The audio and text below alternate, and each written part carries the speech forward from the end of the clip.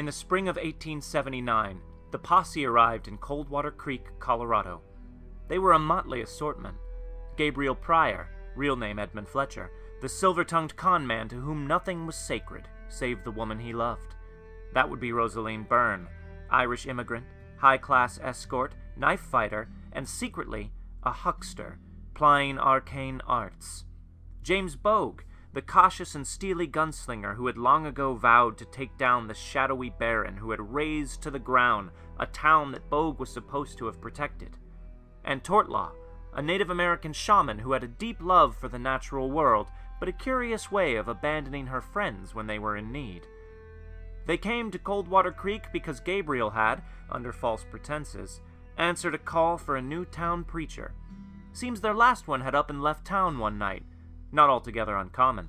Why, not 6 months earlier, a team of miners had disappeared while investigating some strangeness in the newly discovered ghost rock mine responsible for Coldwater Creek's recent boom. It happens. The posse immediately ran afoul of a local outfit calling themselves the Holbrook Gang, who made the mistake of trying to rob the stage that our heroes were riding into town. The posse trounced them soundly and arrived in town as heroes. No sooner had they begun to settle in and ignore the sourceless whispers in the church than the Holbrook Gang rode into town, led by the quick-tempered Johnny Carrington, who set fire to the new schoolhouse and demanded the posse be left tied up outside of town the next day. A stray bullet from the outlaws struck a man in the crowd, who ran off behind a building and seemingly exploded. There was no time to look into that, though, as the town's marshal began calling for the posse's heads. Gabriel's silver tongue was able to sway the townsfolk to his side, much to Marshal Hurles's chagrin, and the posse followed the Holbrook Gang and caught them unawares during the night, capturing Johnny and bringing him back to face justice. So it was that the posse got off to a great start with most of the people of Coldwater Creek, and a rocky start with some others. Along the way, they encountered Texas Ranger Esther Wynn, who turned out to be an old friend of James Bogue's and was responsible for getting him deputized by the marshal. She also urged him to look closer at the goings-on in town, and warned him off the trail of the Baron, intimating that it might bring him into conflict with the Texas Rangers.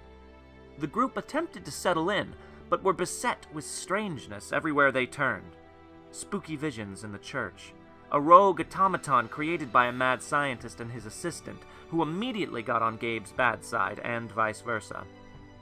A shady card sharp by the name of Zachary Driscoll, who was the right-hand man of the local mining magnate. Monsters that exploded out of people. It was in the course of investigating the latter that they came in contact with Howell Melton and his wife Ludi.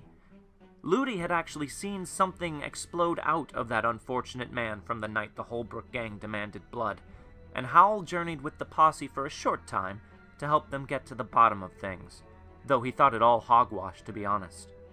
And all the while, Rosaline and Gabriel worked their con on the town. The false preacher even ran church services, and his words seemed to have a curiously strong effect on the townsfolk. James continued to sniff out leads as to the whereabouts of the Baron, and Tortlaw, well, she was around as well.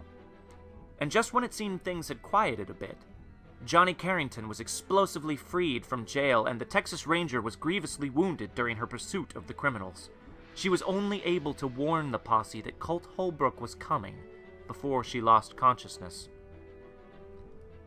The posse scarcely had time to rally a handful of townsfolk to their side before Holbrook did indeed arrive, a flamethrower on his back, ranting about dark whispers and the assured victory of his hidden allies no matter the outcome of the day. The battle was ferocious. Buildings were burned, good people were killed, and also the entirety of the elderly Bullet Gang. But in the end, Johnny Carrington got a blow dart through the eye, and Colt Holbrook had his throat cut. The posse had saved Coldwater Creek, or so it seemed. The summer months passed and lulled them into complacency, but all was not well. A secretive group calling themselves the Scions of Athena had taken to posting unsettling flyers on the church. James's ranging was taking him further afield, but still he had found no sign of his quarry. Rosaline was having nightmares and seeing strange things in the dark of the night, and Gabe decided to test his powers of persuasion over his flock, and discovered he may have accidentally been compelling his friends to do things against their will. There were also strange rumors that were floating through the town.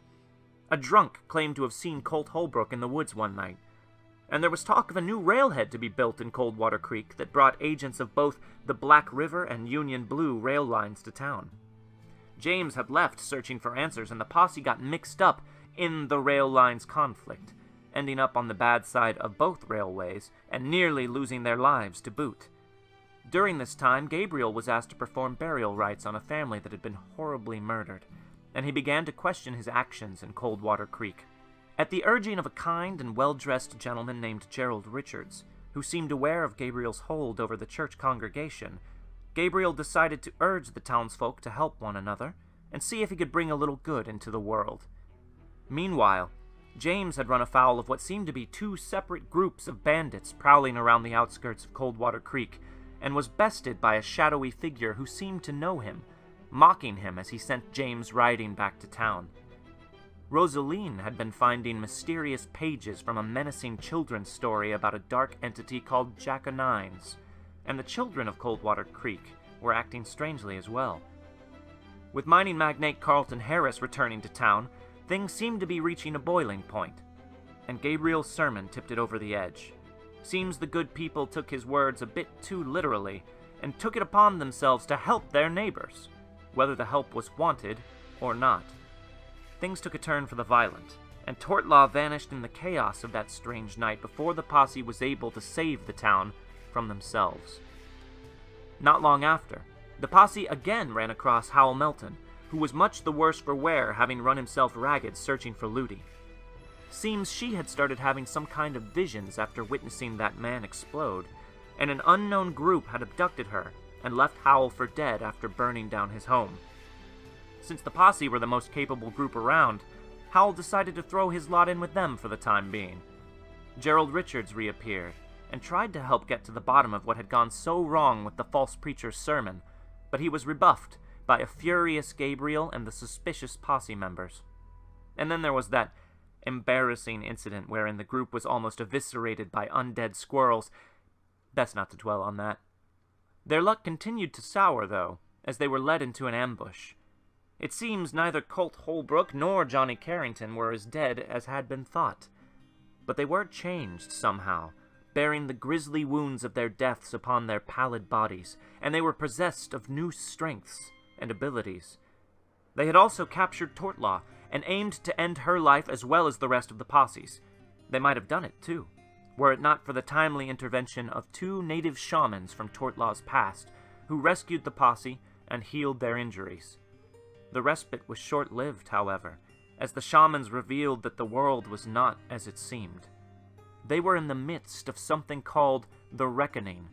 Evil spirits called Manitou had been released from their otherworldly prison and were spreading fear, both to feed the Reckoners, their dark masters, and to transform the land itself into a hellish deadland. And worst of all, the posse were a part of this somehow, though the shamans weren't sure why. The cryptic natives merely insisted that the wind whispered their names. They then left on their own quest, taking Tortlaw with them and leaving the posse to puzzle things out for themselves. A dark tide was rising against the group. Jack-o'-nines, the malevolent spirit who had been haunting Rosaline, finally confronted the posse, but they were able to defeat him and save the town's children. And the scions of Athena were working to turn the town against the group, but before their scheming could come to fruition, a mysterious trail of posed corpses that no one else seemed to be able to see led our intrepid heroes deep into the ghost rock mines below Coldwater Creek. Some twisted power trapped them there and began to chisel away at their sanity, and they finally came face to face with their tormentor, Gerald Richards. Or at least, that's what he called himself. But his pleasant and well-dressed visage was merely a mask. This was Chaos, eldest brother of the Reckoners, who had been trapped long ago beneath the ground of what was now Coldwater Creek, and who was a touch miffed that his siblings had begun the reckoning without him. Chaos proved to be a being of unimaginable power, but he didn't seem to want to kill the posse. In fact, he offered them a deal. Persuasive power for Gabriel, magical knowledge for Rosaline, the name and location of the Baron for James, and the whereabouts of Howell's wife Ludi. All of this he would give to them, in exchange for Gabriel becoming the servitor of chaos, and the posse going forth and acting in his name. If they didn't agree to his terms, he promised to kill them and raze the town to the ground. Seeing no other choice, the group was about to accept his offer, foolishly and predictably believing themselves to be a match for chaos and planning to turn against him at the earliest opportunity, when Gabriel was unexpectedly chosen, called into the service of a seemingly benevolent higher power. This allowed the posse to escape the mine, but Chaos proved a man of his word, as he forced the inhabitants of the town to turn on each other, killing and maiming and tearing, feeding off their delicious fear, even as he used them as a mouthpiece to swear to the posse that he would find them. He would follow them. He would kill them. And so they fled on the airship of a traveling salesman, watching from above as the town of Coldwater Creek was swallowed by the earth and consumed by fire and madness. And now they're in Denver. Have been for a month or so. I expected them to be smarter than this, and I must admit, I was surprised to discover that they had stayed so near. Perhaps they didn't learn as much from our little encounter as I thought. Or maybe they're just idiots. In any case, I know exactly where they are, and my machinations are only beginning. And you, sitting there, listening to this, might be tempted to warn them. But you can't. You're too far removed, by time and by dimension, to warn them of the fate that awaits them. You can only watch and hope and wish them luck. They're going to need it.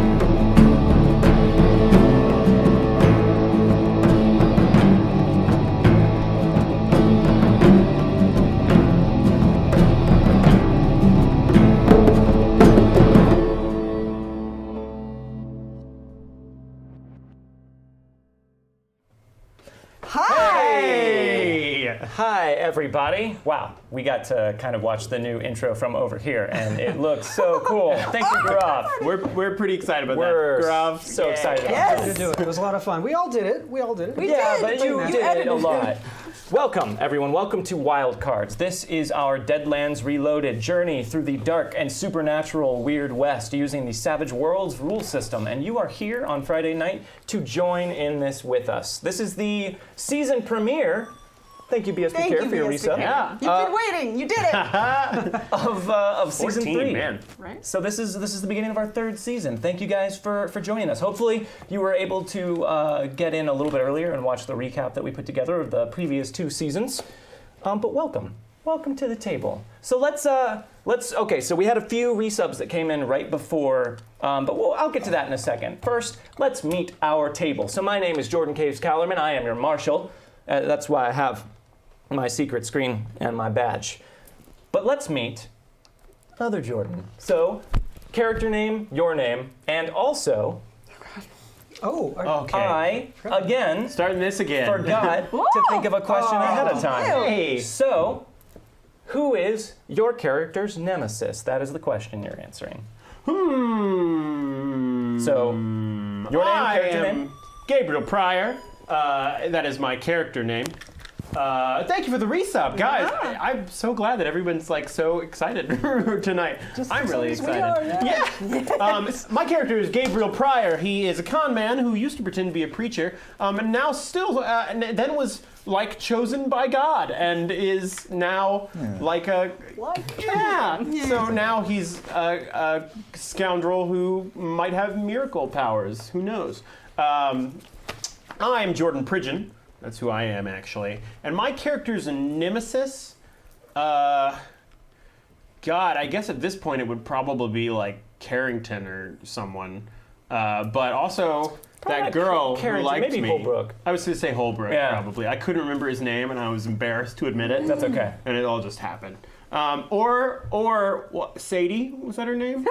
Oh yeah, from the flashback episode last There's a lot of season. people who don't like me. The jilted girl from your past that you totally screwed over. Yeah. Yeah, or maybe James a little bit. A lot of people. Maybe James. Basically, a lot of people. Nobody likes me anymore. Okay, all right. Well, right next, You and Howell are kind of maybe okay. right next Yeah. to the super unlikable Gabriel Pryor, we have. Hi, my name is Meghan Caves. I'm Plazing.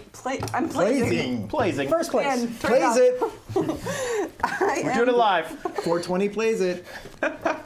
You took a shot. I didn't take a shot. I am playing Rosaline Searshaburn. And wait, what was it? Nemesis? Who is your nemesis, Well, Rosalie? I kind of don't like Jack O'Nine's. He's kind of big dick. But also maybe Quentin O'Loughlin's not very good. But I don't think, if you haven't followed our Twitter RPs, you may not know who I'm talking about. Well, we might hear some more from Quentin O'Loughlin as we get further into this season. Didn't we murder Jack O'Nine's? You guys did pretty much destroy but if Jack you O'Nine's. he's kind Was of he ever real, supernatural. though? Yeah, you Yeah, never know. Pretty so- much If they destroyed. stick. I mean, we killed Holbrook, didn't we? You're right. So You got me on that one. Yeah. All right. So right next to I Hate Pumpkins, Rosaline Byrne, we're going to go to the other side of the table. Right here.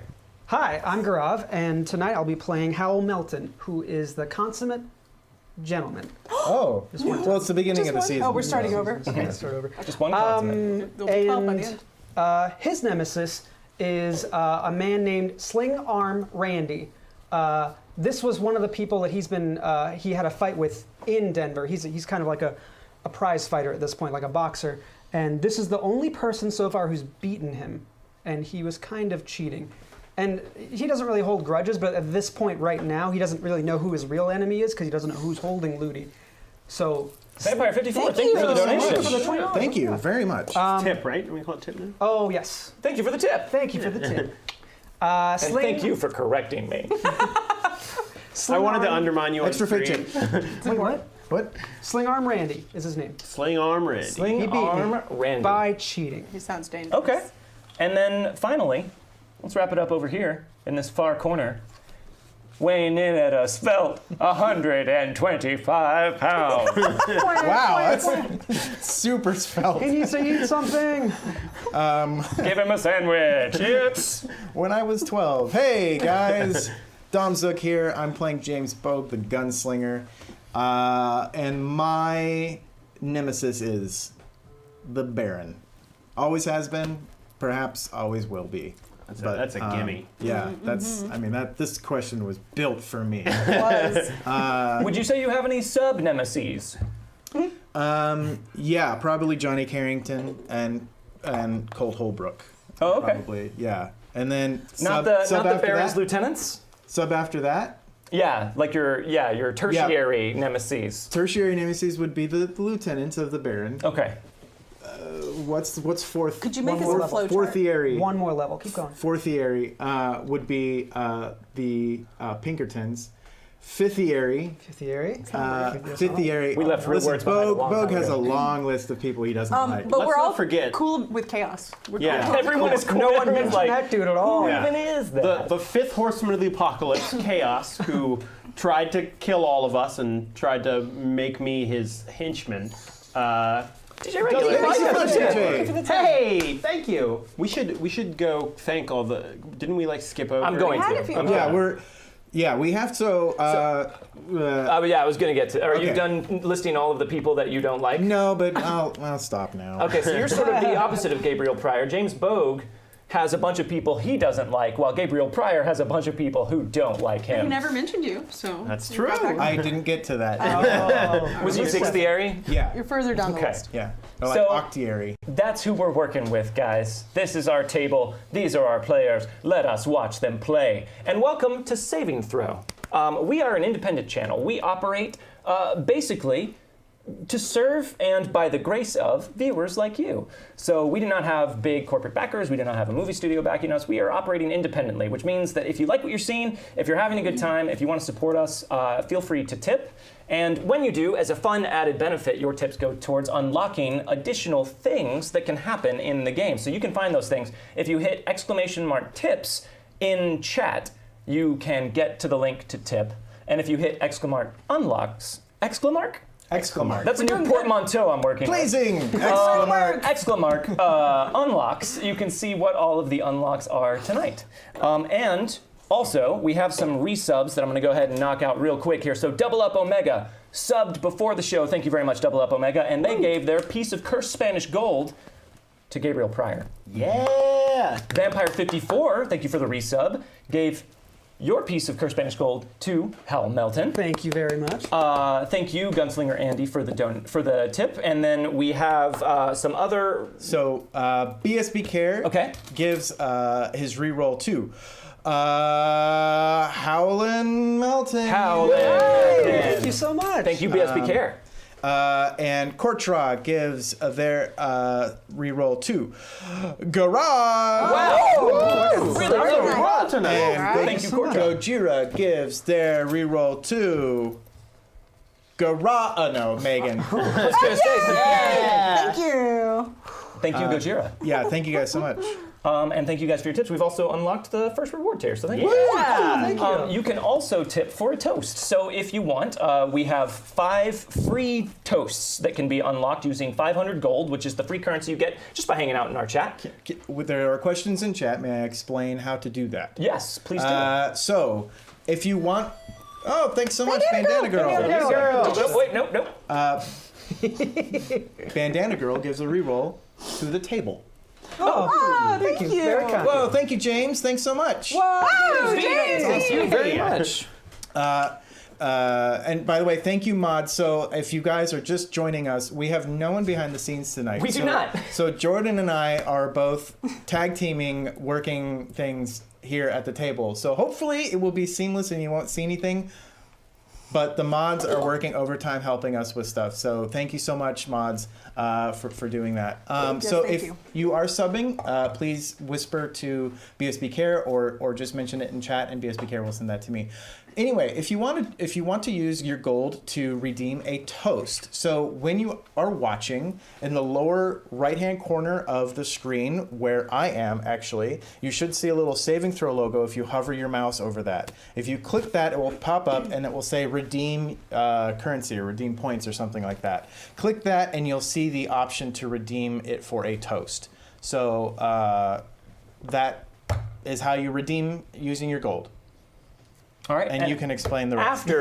After 5 of those gold toasts are redeemed, we will lock the gold donations, and the next toast, which actually already came in, would start at $5, and then after that it's $10, then after that 15 and 20 and so on. And that is just to slow down the number of toasts that we receive during the show. We love to hear your toasts, but we also know that you want to see us play a game eventually. So that is what we are here for. But we very much appreciate the tips.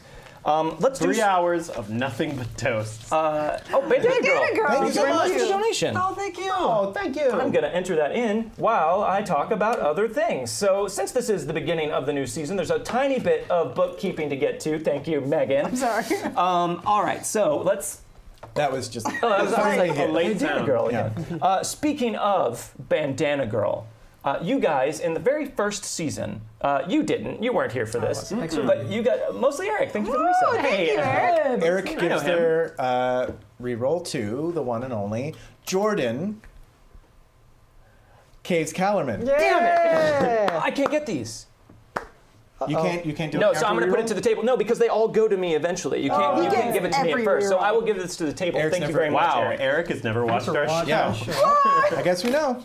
So in the first season, way back when, cast your minds back, you guys discovered, kind of etherically, a cursed Spanish amulet. And last season, Bandana Girl was kind enough to make the cursed Spanish amulet for us, and then Megan painted it. So Megan, you can hold that up. Yeah! Ooh. Looks so good. We now have a cursed Spanish amulet that can be snapped in 2. Yes. Whoa. This is that on the cool? table. At any point, any one of you can choose, as always, to snap the cursed Spanish amulet in half in order to gain an insanely lucky break for the posse. However, if you do that at 2 separate points in the future, your enemies will also get a lucky break. Guys, So use it we're wisely. using it this season. Right, we have to do All it. right? I don't At know. the beginning, right? Right now, That's break what it we right said now. last season. Immediately. You all find $10 in your pocket. All right, that's a lot of money. Chaos descends upon you immediately. Oh. Also, from last Takes season, $20. we have plot armor on the table, and you guys have 3 points of plot armor on the table. Nice. Yay! You can spend those at any point to reduce the severity of an attack by 1 wound in order to stay alive and advance the storyline. Yep. Or 10. Also, you guys, Jordan Pridgeon got us this amazing draw box for our adventure cards. It says draw for the draws. Cool. Isn't that Thank cool? you. Nice. And then on the subject of beginning of the season gifts, Phoenix Sky, thank you very much for the reason. Thank you. Venus Guy, thanks for coming back. I got you guys a little present as well. What? So I got you guys these Oh. official Deadlands Reloaded wild dice Whoa! that have these really cool little like hands of cards on the side of them to use as your wild dice. Oh my while we God. play. That's awesome. So Did you? there's one for you. Did you pre-test them to see how well they roll for you? I did not because they're gonna roll great for me. Yay! Oh, cool. So we have cool. these. Oh, we have nice. these to roll with. Because a 6 is a full house. That's awesome. Maybe we'll post a picture of those on That's so on social after Oh, the show. cool. this is Yeah, we'll mine post forever. we'll post a picture. But how Okay. does it feel in my mouth? Not yet. What's the mouth feel? That flying who subbed right before the show started. Yes. That flying gives their reroll to Howie Mandel. That's Okay. I'm Howie Mandel. Thank you so much. It took a little bit of association Yeah. there. All right. So we did the behind the scenes disclaimer. Bear with us, guys. We don't have anyone behind the scenes. So Venus Sky Yes. gives their resub reroll to Megan. Whoa! You don't look up, you look down. Oh, thank you. You're welcome. thank you, guys. All right. So before we settle up, let's do some fate chips. Because there's one more piece of business that I have to point out. Oh, boy. You guys defeated Jack O'Nines at the end of last season, Yeah. and you told a tale about it, and you lowered the level of fear in Coldwater Creek. A lot of good it So did. now the fear is way low in Yeah, it's, Coldwater. well, it's pretty high now. But Poor Canary I is forgot at that terrified. point to allocate to the Hat of Fate a legendary fate chip. That legendary fate chip is now in the Hat of Fate. I just know Jordan's gonna get it because he gets like 8 fate chips. Right. Oh yeah, you have the high chip. As a blessed now, I can do cool things with fate chip, Yeah. with legendary fate chips that I didn't even look into really because I didn't think we get them. And you guys are the only ones who can get the legend fate chip. If I draw it, I have to put it back in the hat. Do you get to redraw one? Yeah. Okay. Yeah, it doesn't That's burn fair, one for yeah. me. Okay, so I'm gonna roll randomly since that is loaded up in here to see which one of you we will start with drawing these tonight. Okay. And that's going to be Howlin' Helmelton. All right. So you get it is your night. 3 fate right. chips. Yeah. 3? Cool. 3 fate chips, because you are an ordinary fated dude. What does the legendary one look like? Oh, you'll know it when you see it. Is this it? Nope, No. that's a blue fate chip. That's pretty good. Yeah. Is this it? Nope, that's a red fate chip, Oh, but you're getting yeah. a variety pack. not Third time's a charm, circle. baby. It's a Here it square. is. That's another blue. Those are still really good. draw, That's a though. great draw. Yeah, that is a good draw. For explanations of what the fate chips do, we have these sliding tiles down below me. Eventually, one will come up that has the fate chips on it. There we are. James Bogue. Draw 3 fate chips. That's cool. I like that sliding tile thing. It's very Right? cool. I know, isn't it awesome? Yeah. Our pictures are in there too. They pop 3 up. whites. 3 whites. Whoa! The most mundane of Get draws. it! Get it! And here it is! For Rosaline Byrne. That's a white. And it's this one! We have added a lot of drama to the drawing of fate chips tonight. Okay, I'm gonna dig deep for this one. It's this one! Nope, Oh, that's 2 shit. whites and a red. All right, Oh you get man! it. It's all on you, man. Gabriel Pryor. Now I guess I'll draw my Or 3 is fate it chips. green? Oh wait, I get 5 fate chips Because of your great luck. Surprised you draw more. because I'm fatey as heck. You're gonna draw. Don't look in the hat. No, not you. You're doing All right, great. I got 4 and 5. So, blue, red, white, and red. Legendary chip is still in the hat. He's gonna of fate. draw it. He's gonna He fucking didn't draw put it. it in. Or he made it up. Yeah. He didn't Yeah, put but it you all in. still dry. I get to draw one for each of you. I got 3 whites and a red. Okay. It's not fair. So the hat of fate remains down here, and the legendary chip remains in the hat. It will stay in the hat until it is drawn. But once it is drawn, even if you guys don't use it, it will go away after the end of that session. Cool. Oh shit. We'll use it. Yeah. That's right. You better. All right, guys.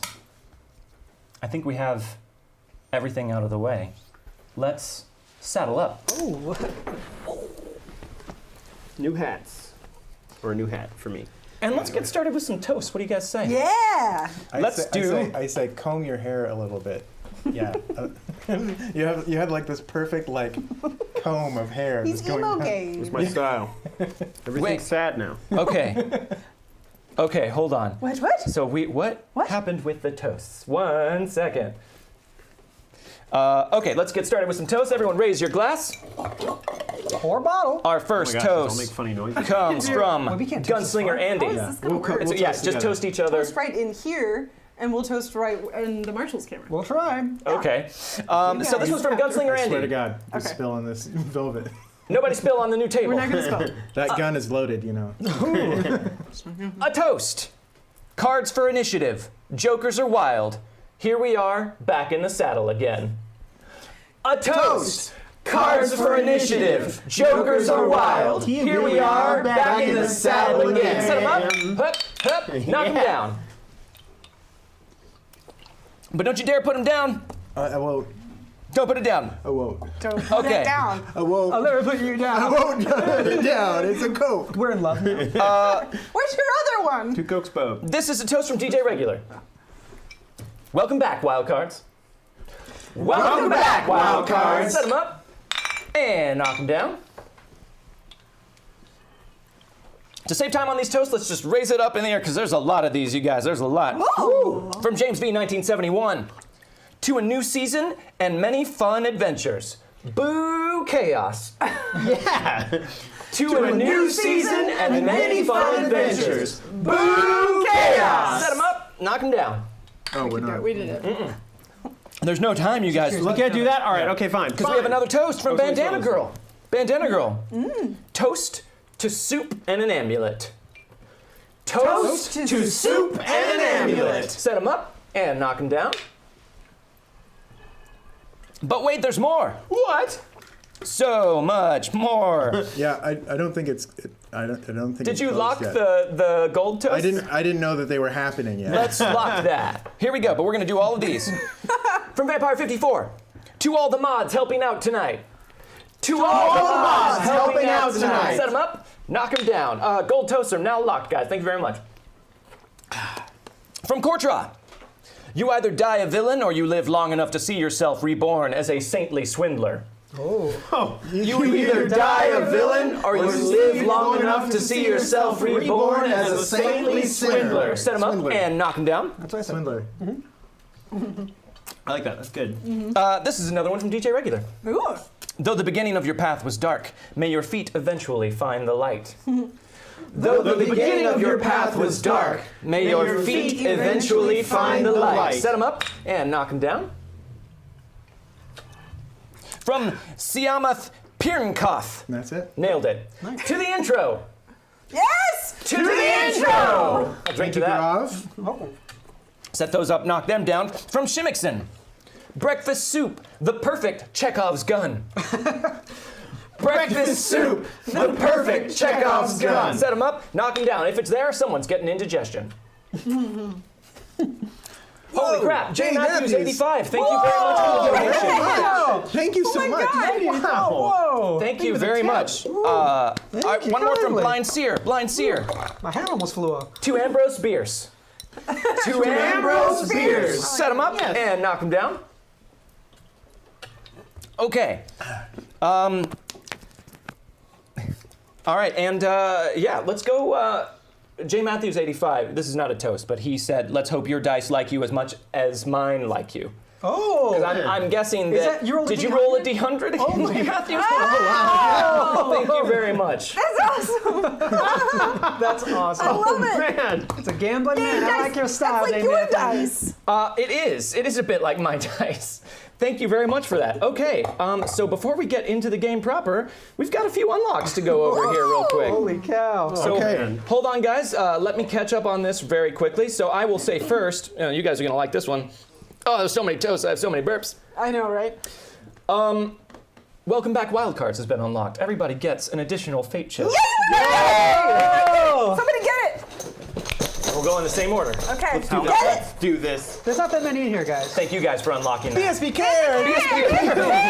Oh my god, BSB care! Is everyone rolling a white one. a percentile dice right now? Percentile dice! Thank you, it up. BSB You care! fixed it. James Wait. Bogue. Guys, Yeah, everyone, no, yeah. your support means Shimmickson. Wow, Shimmickson, thank A you. red one for James Bogue. Okay. Rosalie. I'm pretty sure this Oh, is legendary though. What? I'm gonna Double get up Omega. Oh, numbers 152? Thank you so much. I didn't get it. It's so good. What is happening? Okay. Get it. It's you again. You have to get it. All right, okay, I'll get it. Damn it.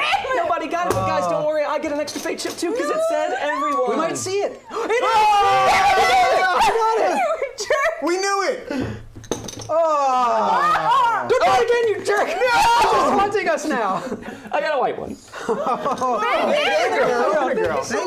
Oh my gosh, guys. Guys. Thank you so much. All right, guys, we hit the top tier, which is that we all quit. No, we do it Oh, I forever. love this. Thank you so much for making me do all of this math. Oh, Just use a crap. calculator. He can just tell you. 332, I believe, is the total. I'm gonna up to holy Thank you for crap, that, you guys. BSB care. You're all I can legitimately also wonderful. I can Like, also do. This is So- awesome. Yes. You guys, so great. all right, so let's keep moving on through these unlocks real quick. 332 is correct. 332. Oh my gosh, thank you so much, guys. Thank you so much. Okay, so we have a draw. We have a draw. Draw. 1, 2, 3, 4. Okay. 3, Rosaline Byrne. Yeah, Rosaline from our S. new Byrne. draw box. Oh yeah, we got a draw. Will you draw? back. We get Bandana Girl. What is going on? Thank you. Wait, was that that's two might have- 18s. What's happening? If that was a mistake double, then Let us know and we'll Yeah. figure Yeah. that out. Oh no, fix she was trying that. to make it to 350. Because now it's 350. Holy crap. Oh yeah, it is 350. Yeah. 332. All right, plus what is your 18. draw card, Rosaline? Thank you. I have OCD as well. It says deadly blow. It must be Ooh. even. She So says. that'll leave a mark. Play after damage is rolled to double the total of a successful melee attack. yeah. Nice. That one's good. All right, also, It's a melee. a fistful of cursed Spanish gold for the table. Yes! So there's 3 more cursed Spanish Look at gold that. re-rolls. Excellent. Also, another draw. Woo! And that is again going to you, so we can't do that. No. It's going to Howlin' Howl. All right. Woo! Here we go. Draw Howlin' Howl. I got villainous verbosity. Oh. Oh. I remember this one. You fools, did you really think you could thwart such an ingenious plan? Play to make an opposing wildcard lose his next action by gloating or talking about his master plan. Cool. Interesting. I like that a lot. Also, we have unlocked Wilder Dice. So for the remainder of this session, which has not yet begun, you guys will be rolling D8s instead of D6s as your wild dice. But we just For your got a cool one. I know, but we're not going to get a chance to we use just add them plus tonight. two? Hold on, I have to get You cannot add plus 2 to that. That was a good try, though. Dang it. So pull out a too wild much D8, drink. guys. I'll need a wild D. Also, Did not bring an extra yes. D8. I have one you can use. I That's would perfect. love that. I'm gonna use Thank this you. instead of my D6 then. we unlocked Yeah? another fistful of cursed Spanish gold. Oh, we're so rich! Oh my This god! is gold. And you guys have also unlocked, you guys in chat have unlocked Enemy of My Enemy, which I will not get into That right sounds now. like a good thing. And I think- and we have one more piece of plot armor that has been added to the table. Yes, wait, how many do we have? Do we have So that's 4 Simon pieces says of plot armor. Prost! One for each. Yes, Prost. Thank you very much. Five. Thank you very much. Oh my gosh, you guys are amazing. Okay. Rob and I will do it. Hold on. Did you guys know? Was that a What do we Prost do? thing? What? I believe that. Well, I don't know. Sci math says. I don't know about the. Isn't that same as Prost means yeah. That's, It means what? So- Prost is cheers. There are 4 pieces of plot armor out on the table now, and also the final unlock has been unlocked, Holy crap! It's and that one is 8:93. called Science. Uh-oh. And we'll get to that Okay. later that on. sounds- So you guys are Science is bad here. you guys are freaking amazing. Thank you so much. We don't believe in science. Science. You guys are, all of you are legitimately blowing us away. Yeah. It's so Yes. great. Yeah, Oh my it's- god. We love that you guys are engaging and you care enough about this. Yeah. yeah. Let's put on a show. Let's Thank do you. it. Yeah. It's a lot. What do you guys Oh, think? it's 30 minutes in. Who wants to see the intro again? I don't see the intro. No, hold on. I'm hold on. so excited. Hold on, guys. I have an idea. Okay. What if we play a game? Okay. What? Let's play a game. Okay. What are you thinking? Like betrayal or? Nope. I like that game. Let's settle up. Wait, we did that. Let's start this game by everyone casting their minds back Okay. to 1880 Whoa. in an alternate universe, an alternate history. One night, one cold winter night outside of Denver, Colorado, a lonely steam engine rumbles down the tracks. This steam engine is using the Black River line, but it bears no Black River markings on the engine. It appears to be using Black River lines somewhat illegally. It's a shadowy train car, not very long, doesn't look like an official steam engine. But on the back, a single lantern sways in the gentle movement of the train as it trundles down the tracks, and a guard opens up the back door and steps out to resume his post on the very far rear end of the train, his gun held lazily at his side as he watches the lantern swing. But above him, in the dark night, a single figure rises on top of that steam engine, his coat blowing majestically in the wind. And that figure is James Boak, the gunslinger. So James, you are standing on the back of this steam engine, and you can tell that a guard has walked out beneath you. What would you like to do?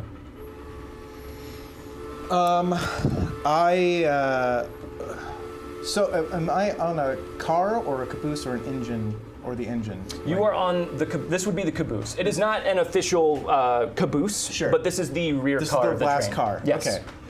So And there is a small platform that extends out just past the roof of the train car, which is where you can see the guard kind of standing. Okay. I would like to swing in from the side and kick him so he goes off the side. Okay. So you're gonna holster your gun, Yeah. jump down from the side and grab the railing, and then swing in and kick him off Yes. the back of the train. Yes. All right. Will you make an agility roll for me? I would love to. With the D8 With your D8 wild and a die. D10 because I moved up my agility. Dope. Season. That's a 5. You rolled a 5. did. Yeah. Okay.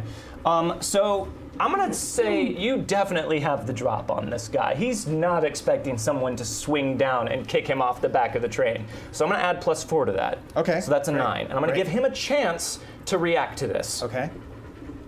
But I'll just be rolling with my normal wild die, because I do not have wilder No, dice. not even just a wild wild. die. I did ace. But it aced. Jordan aces. That's what he and does. I did ace Double again. ace. Aced again. That's what he does. God. He aced the third time. Perfect roll. So Why do I do anything against Jordan? just because that's how everything works. Jordan always aces all the time. That's he how just he aced thrice. So I rolled a 19. He only stops acing when he's like, I guess. yeah. Well, let's roll to see if you guys survive. Oh, didn't roll anything good. But because that was such a cool move, here's what happens. Okay.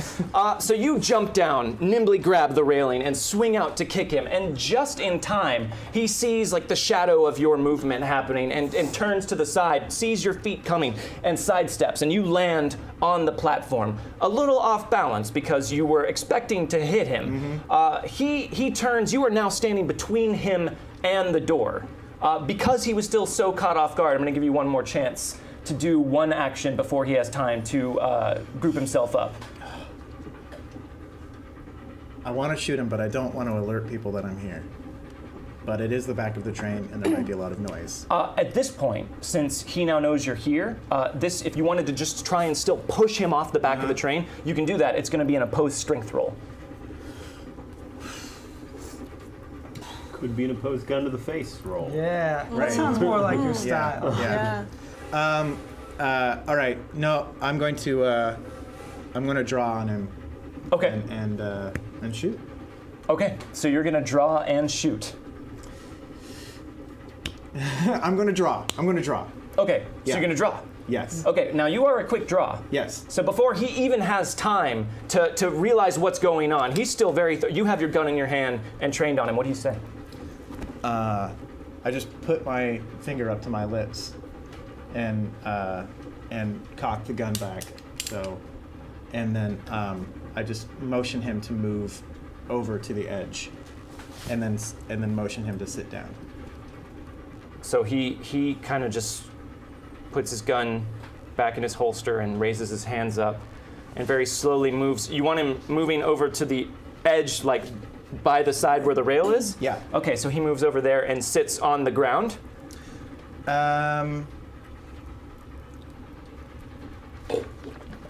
Yeah. Okay, so he's I want him. I motion him to turn around.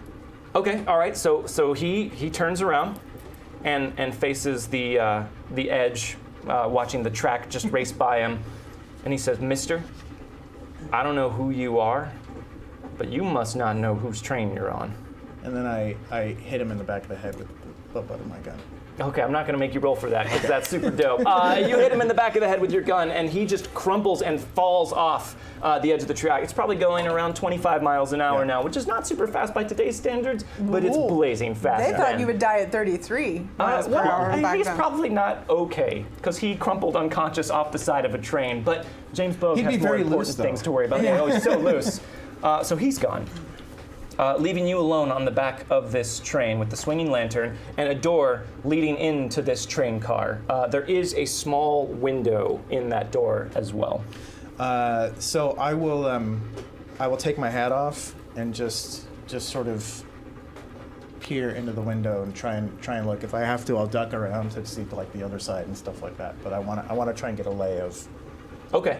what's in So there. you kind of just very carefully peek in through this window, and you see what looks like a cargo train car. Everything is loaded with crates just stacked high on either side, leaving like a pathway in between. And there is another guard dressed in similar dark clothing to the one that you just pistol whipped off the side of a train.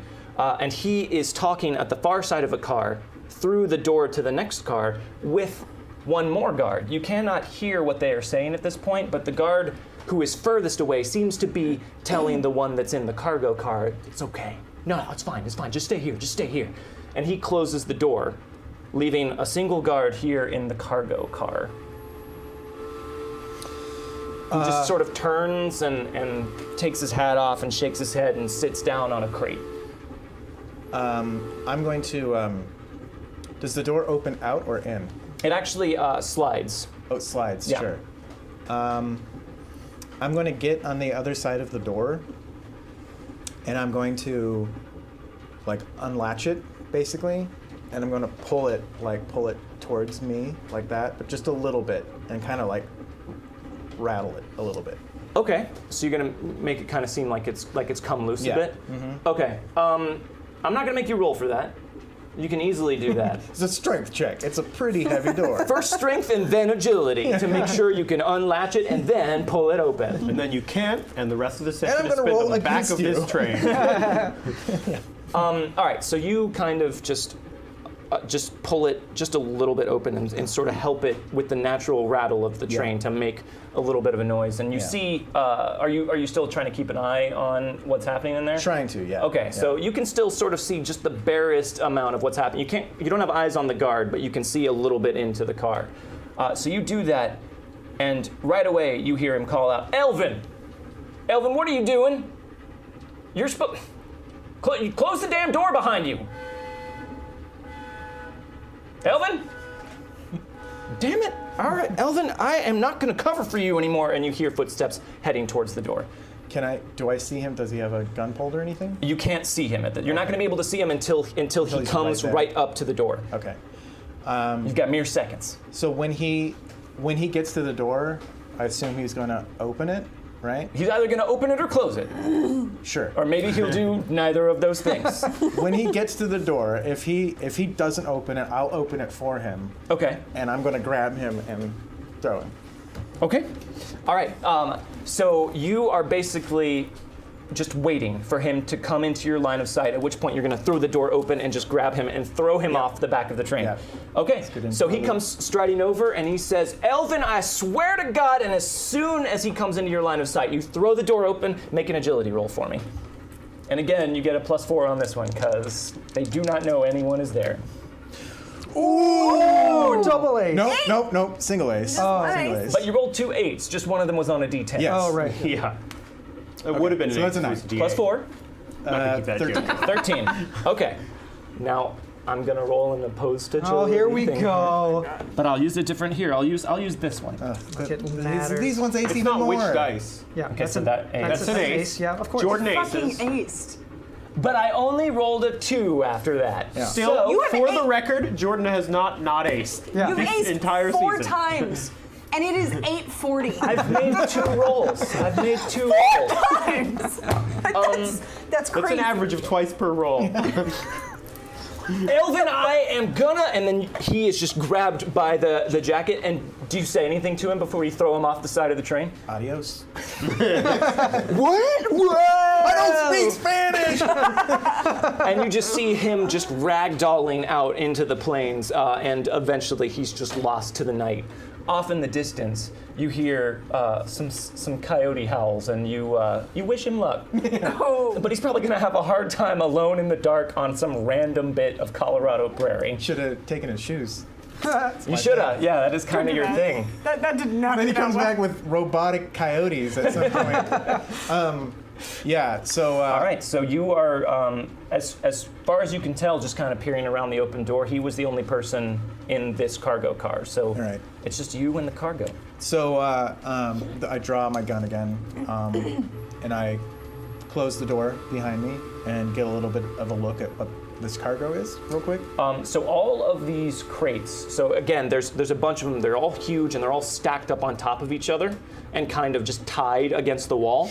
They are all nailed shut, basically. But there are a couple of crowbars around if you wanted to try and pry Did they one say open. anything on it? They don't say anything? They do not. They're totally clean and bare. They look new. Yeah. I don't care as much about this stuff. Okay. So I'll go to the next door. Why do you care about being on this train, James Bogue? So for those of you who aren't privy to any of the prep I do before games, I sent It's me. I sent each of these guys a little bit of information about where we would be starting up with them, but just the tiniest bit of information. So None of us know what the others know. So. that's true. All right. So why are you on this some of us train, know. James Bogue? I have it on good authority that the Bear, one of the Baron's lieutenants, is on this train. Interesting. All right. So I will peek out the door just like I did before to see. I assume this is the connection between this and then the next car, so there's nothing. It is. Yeah. There is a little bit of open air in between this car and the next one, but kind of creeping up to it and peeking out, you can see there's a window on the far door as well. And it looks into the next car. And the train is kind of moving around a bit, so it's hard to get an even look in through there, but this car is also lit. And from what you can tell, it looks like there's bunks and stuff laid out. There is one guard in here, the one that you saw earlier. And it's a bit dark, it's hard to tell, but it looks like he is entertaining some female companionship in here. Okay. As I quickly go through like my Westerns movie repertoire of when they always encounter someone with a lady, what always happens. Okay, not going to do any of that. All right.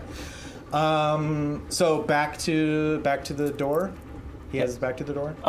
Well, he's kind of moving around a lot, taking off different articles of clothing, and seems to be passionately making out with someone. He's into it. He's into it. Okay. I'm going to. You get a better idea of what maybe their exchange was before the one Right. that's in there having a great time now closed the door. That's the only thing in this car. That's the only thing happening in this car. All that you can see. It's. I mean, they're moving around. The But it's train just like is moving. bunks. It's just like bunks and stuff. It looks like bunks and two people that are just shadowily visible. Okay. How many cars are there on the train?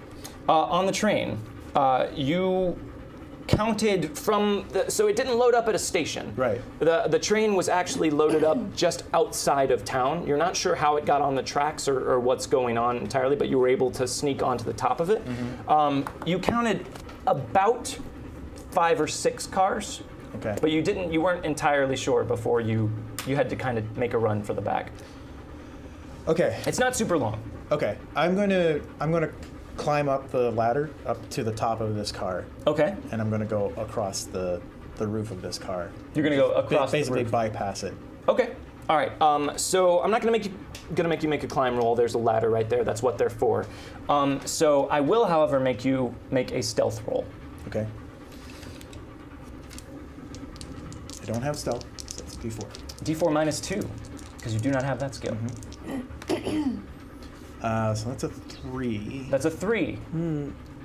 Not a great stealth roll. In general, in Savage Worlds, you're aiming for a target number of 4 in order to succeed. We have rerolls. You've got Cursed Spanish Gold. Remember, if you use one of those, it then goes to me and I can use it. I'll use one of those. You can use a piece of Cursed Spanish Yeah. Gold. Yeah. I will put this into my hoard here behind the screen. You do have 8 pieces of cursed Spanish gold, and then you have 4 fate chips. Right. So, There we go. There's an ace on your D8 wild Yes! die. yeah. 15. 15. Minus 2. So Minus 13. 2. 13. Way better. Okay. So you climb up. Bogue is like ninja-ing right now. Yeah. You guys, my heart is racing so bad right now. Like I never get to do this sort of like adventure work in Wildcards, so this is really crazy, and it's so deadly to do anything in Wildcards. Yes. Like I'm like any small slight move. Don't fall off the train. Right? All right, so you climb up the ladder, and you very, very carefully and cautiously sneak across the top of that train car. Inside of that train car, a man named Lawson is having the time of his life, the luckiest night he can remember having in quite a long while, with a fiery little Irish minx by the name of Rosaline Byrne, who is also on board this train. It's a good thing you told me that, by the way. I should have both. You don't know that. No. Rosaline, will you make a notice roll for me? Yes. I have to find all of my things. real Even quick. though you are Hold on. a bit distracted Where did I currently, put my character you sheet? still have your wits about you. Okay. Ooh, with my D8. Ooh. You this aced one's on the got- 4. I did. Bless you. A D8 on a date. 7 would be the highest. Yeah, that works. 7. Okay. So you're distracted by how handsy Lawson is. You chose him So as your handsy. mark specifically because he seemed like he was the coarsest, most hard up for a date of the people that you were able to identify might have something to do with this transport leaving town tonight. Clearly. And you're here, why?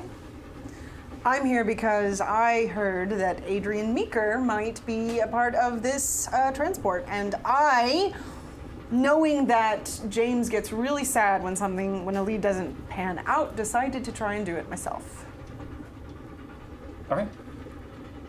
So, are you liking this? Is this kind of like where you thought this night would go? Darling, this is more than I could have hoped for. Okay, all right. You just you just tell me you know what it is. I ain't.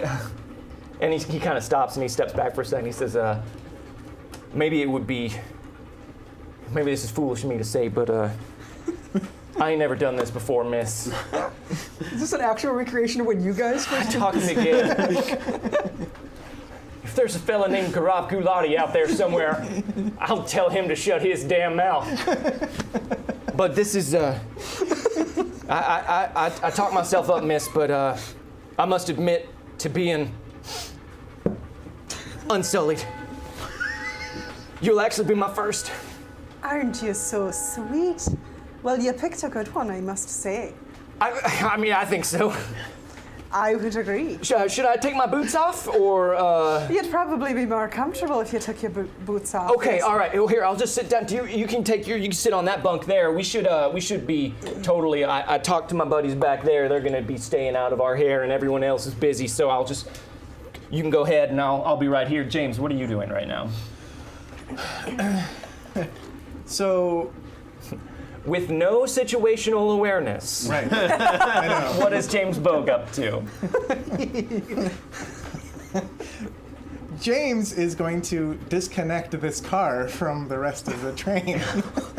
Okay. All right. See your rails.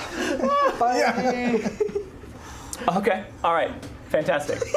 So you're gonna make Wonderful, it. great. I had plans, but You're gonna make okay. it all the way across the top of the train. You ace your die, I fuck things up. Sorry. And you are going to climb down and try and. I'll peek over to make sure there's not a guard outside here like there was before. But Sure. All right. So you make it all the way over, and you just kind of peek down, and just like with the other car, there's a little bit of a gap. And a platform that's just a step across to the next car. Sliding door. From up here, you can't see into that next car, but it doesn't look like there's light coming out of it. It looks dark. Okay. Tell you what, I'll look back into this car just real quick, just to make sure. Okay. Pervert. This guy, yeah, you know, right? Make a notice roll, James Bogue. Make it good. Actually, hold on. So you're climbing down and peeking into this window as well? Yeah. Make another stealth roll. Okay. That's fine. Okay. Not good. Not good. Okay. I'm gonna keep it. Okay. So that is a 1. That's a 1. That is a 1 on your stealth roll. Okay, so you climb down, but this car apparently has not been as well maintained on all sides, and this ladder is a bit rusty. And as you're climbing down, one of the rungs just snaps, like it's just becomes totally brittle, and it just breaks under your hands, and you just kind of just stumble down to the platform and try and steady yourself, but it makes more noise than you wanted to. Will you make another notice roll for me, Rosalie? Mm-hmm. Ooh, that's an Yeah, ace on the 8. Yes. Was that 12? 12. Okay. 12 is a success with 2 raises. So for just a second, you hear some sort of weird bumping noise, and just reflexively you look over and catch sight of James Bogue's face just pinwheeling past the window as he tries to steady himself. But it is unmistakably, because you rolled so high, it is unmistakably James Bogue. I think I just kind of stare out the window for a second because it's not what I expected to see. Did you hear something? What? No. What did you hear? Oh, nothing. I'm probably just nervous is all. Just imagining things. Of course, you don't need to be nervous. But actually, would you give me a moment just to freshen up? Out this way, there's a bathroom or something, right? Another car, maybe that would work. There isn't another car, but no, that one's not one that a lady should go into. Well, nor are the rest of the cars on this train, for that matter. It's probably safest if you stay here with me. I mean, the fellas and I, when we need to relieve ourselves, we just does it off the side of the train, so you can do that too. It's very nice of you. It's a bit harder for me though, darling. Why? I don't quite work the way you do. I don't think I understand. Clearly you don't. Just give me a moment. I'll be right back. All right, well, just be careful out there. I mean, you seem like a lady who can handle herself, but you just, don't fall off. Don't run off. Aren't you so sweet? Please don't leave. I'll be right back. Okay, I'll be right here. Should I take anything else off, or your boots are good Take now? it all off, darling. All right. I'll be waiting. I'm gonna go out that door. The one that you saw, James. Yes. Okay. James, you have steadied yourself, and you're getting ready to look back in when you hear footsteps approaching that door, and you silently curse yourself for the luck of having that rung snap under your weight. I draw my gun and go up against the side. Okay. What do you do? I'm gonna go out the door. Just gonna walk right out? Yeah. Okay. I don't know what he has Sure. seen or hasn't. Yeah. I'm gonna go walk out the door and then close. I mean, how far do I need to be before I see him? So you walk out the door and he's right there. There's like maybe 5 feet that's what I between figured. one door and the other. I mean, It's I'm gonna very just cramped. Close the door behind me. James, what the hell are you doing? What in the Sam hell are you doing here? Well, I gotta be honest. I heard that someone might be on this train, and I thought I would figure it out Okay, myself. hold on. And while you're talking, make sure that door's closed. Okay. I'll double check the door. Don't be long. Pull the pin out. And I pick up Rose and I put her on the other car and I jump over to the other car. This guy's just gonna go from like the most excited moment of his life to just being like, He's gonna be so confused. As it slows down. I'm in the middle of nowhere in a single car. The villain for season 4, definitely. Yes. Oh no. You left me naked and aroused in the middle of nowhere. This is so bogue though. Call me Blue Balls Bart. All right. So you just and Rosaline, I imagine you don't protest. Well, James, I might have gotten some money from him, but honestly, he was quite annoying. So thanks, James. So yeah, you have disconnected the train car, and it is just sort of sliding off into the darkness until you leave it behind. And so now we're on the other car. Obviously. You were on a very narrow platform. Yeah. Now you are on the rear car. Yeah. Let me go ahead and mark off these two because they're gone. Why are you here? I told you I heard that someone important might be on this train, and I thought I would check it out for myself. I swear to God. I swear. What? I can do what I want, James, just like you do. I realize that, but this is the biggest lead I've had in months. Well, clearly you have the same information I do, or at least something close. I know that, and I wanted to make sure that it was an actual lead before you heard about it. I appreciate the companionship. All right, well, you're here now. And I'm quite helpful. Any idea what's past this door? Make a smarts roll for me, Rosaline. Smarts? I have a very high Lawson smarts. was pretty loose with information about what it is he does and how important he is Well, to that was the goal. operation of this train. So he might have let slip some information. 4. A 4? Mm-hmm. Okay. He mentioned that one of his jobs. Well, he mentioned two things. He mentioned that for you, he was willing to let some things slide this evening. And he also mentioned that one of his jobs was to secure the livestock. Oh. Well, that And you know that he tends to do most of his work towards the back of the train. wonderful fella I was just with mentioned that there was some livestock and that they were near the back of the train. Something he had to make sure secure them or something like that. Well, the car behind you was just boxes.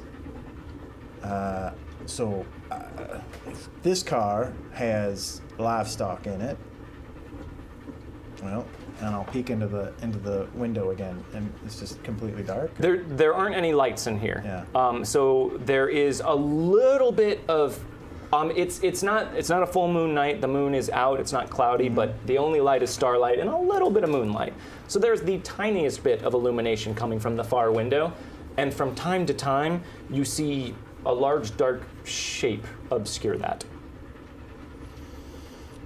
Well, something's in there, but I don't think it's my quarry. What do you think's in there? Horses, cows, I don't know. I don't really care. Is this the last? This is the last car on the train? It is now the last car on the train. It was not originally the last car on the train, but now it is the last car on the It train. was 3 cars and an engine? Or... There were 5 cars. Maybe. Ish. As close as I could So tell. we're at the back at this point. You were counting as you were running, basically. Yes, you are at the back. The new effective back of the train. Well, it seems like we're after the same thing here, so we should go forward then, right? If there's nothing behind us. Yeah. Well, no need to make this difficult. Let's after you. Thank you, darling. I will go. And like a gentleman, James Bogue sends Rosaline first into the dark car with something large and alive in it. She said she could handle herself. And you know she can. He opens the door and you walk in. Are you preparing in any way for trouble? Oh yeah, I have my knives. I mean, I would have prepared for this whole Prepared thing. for trouble? Okay. I have But- all kinds. Would you make it double?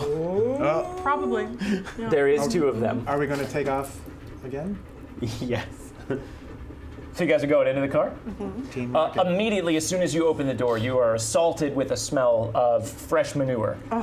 And you find yourself facing, right away, a gigantic horse's rear end.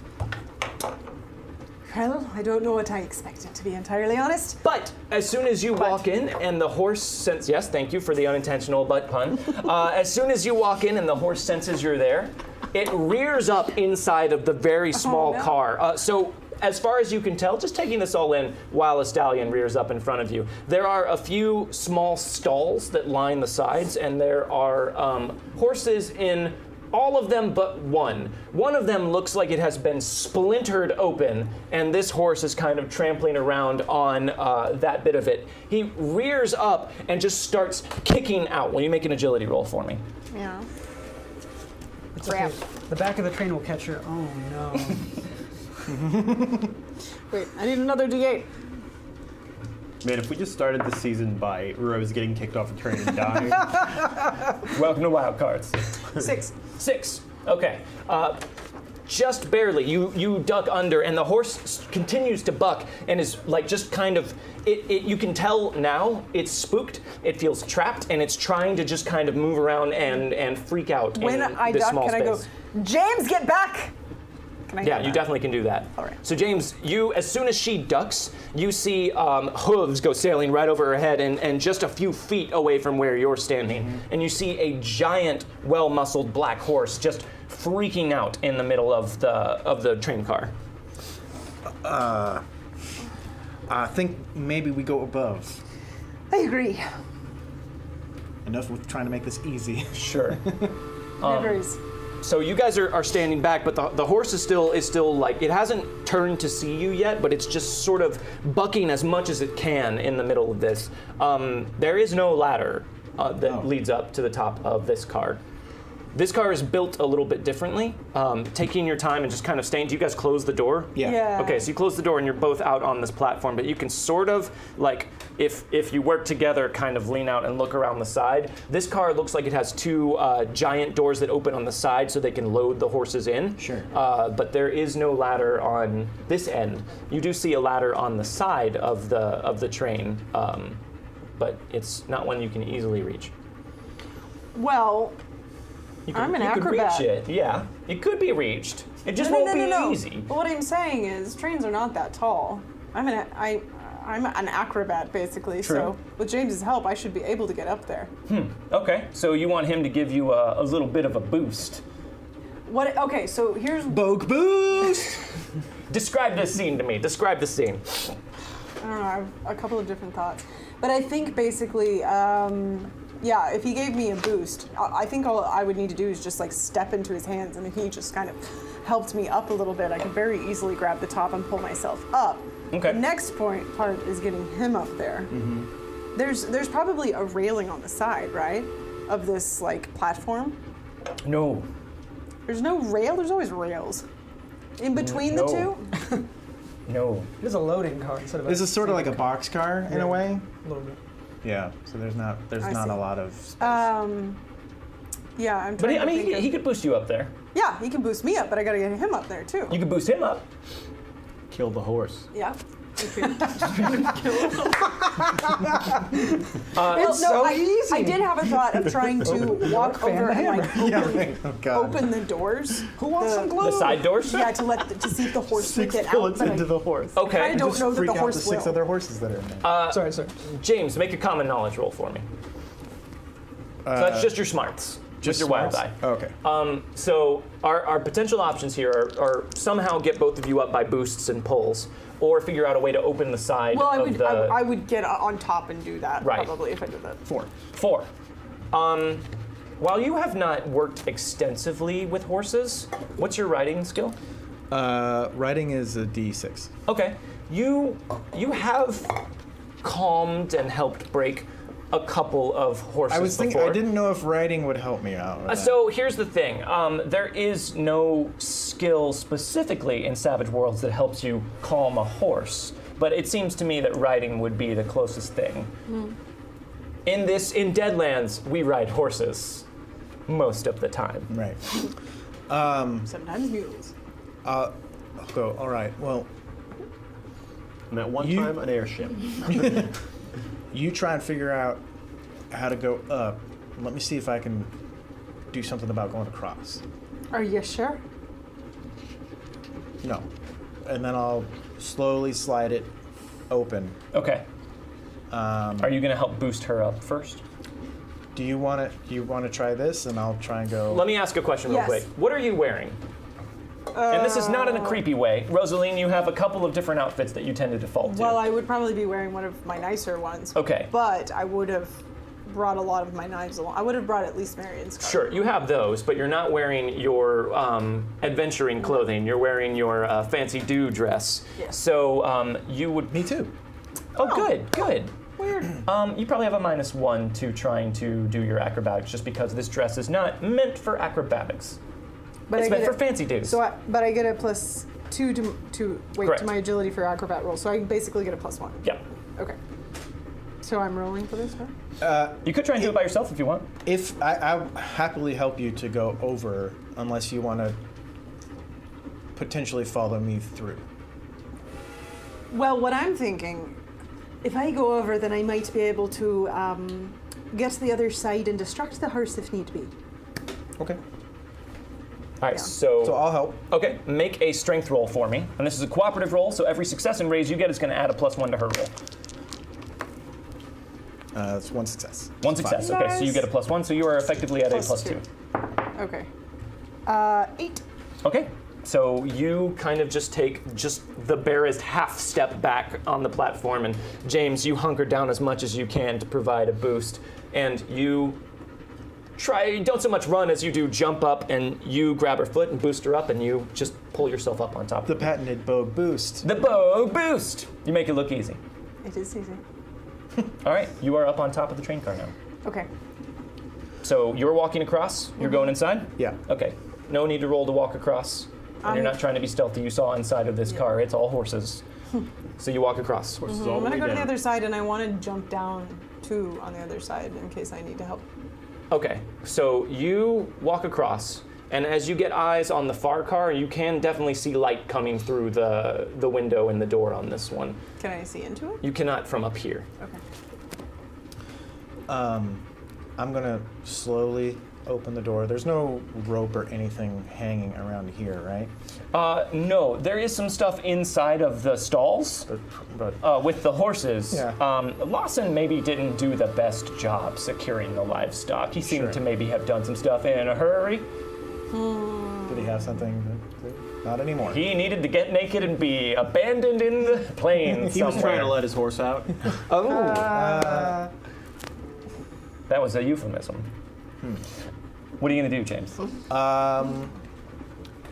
Can I safely get any kind of rope or anything like that? Like, or is the horse just sort of like right there in my... I mean, that horse is still, he's calmed down a bit, but Yeah. you can tell just from the noises he's making that he's very agitated. And he now is kind of wedged. All of his bucking sort of has him at an angle. So he's sort of stuck between the stalls and he is just like angrily fidgeting. I'll take my hat off and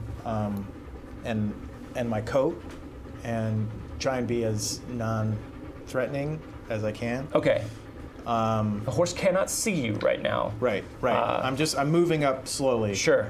But making sure I'm staying far enough away from its hind legs. Basically, you're going to have to reach. You're going to have to be in contact with the horse before you can reach for a rope. Okay. I'm just gonna, as soothingly as I can, just be like, whoa, whoa, whoa. Make a ride roll for me.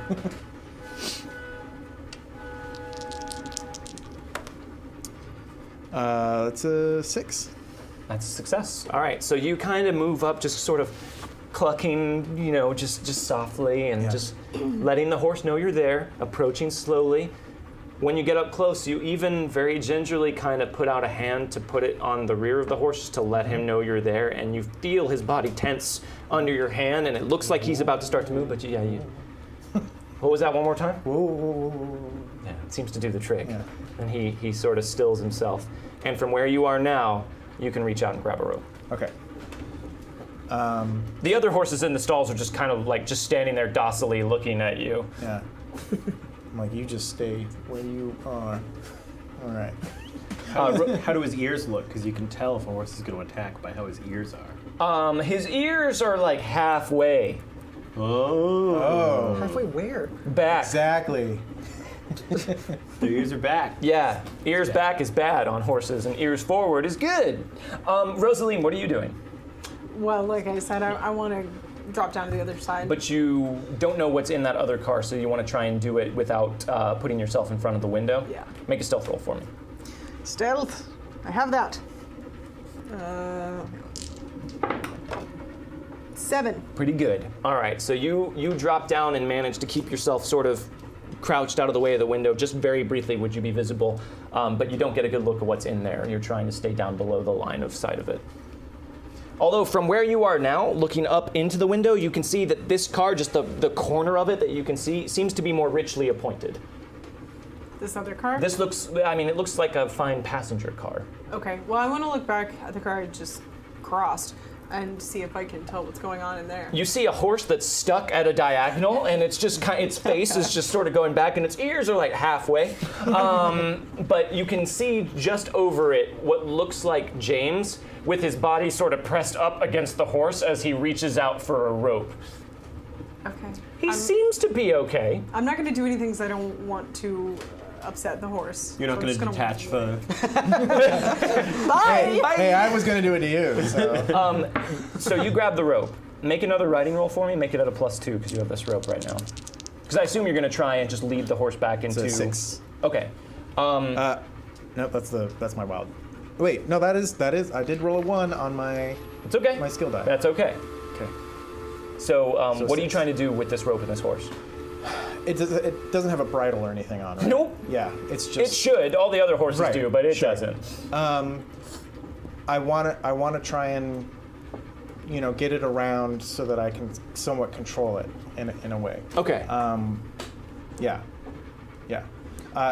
My end goal really is not to do much to the horse. I don't want to hurt the horse or anything like that, obviously, but I want to get it so that it feels safe, so that I can move past it and it won't try to move up or chase me or do anything like that. I want to, if anything, I'll tie it to a pole or something like that. But Okay, so you spend a little time and you're able to sort of finagle it into, and you're watching him and kind of keeping an eye on this horse to see if it looks like it's about to do anything violent, but he seems to have it pretty well in hand. And after a few kind of tense moments of trying to maneuver this horse in this tight space, you're able to kind of get him wrangled up and you start sort of easily guiding him back into the stall.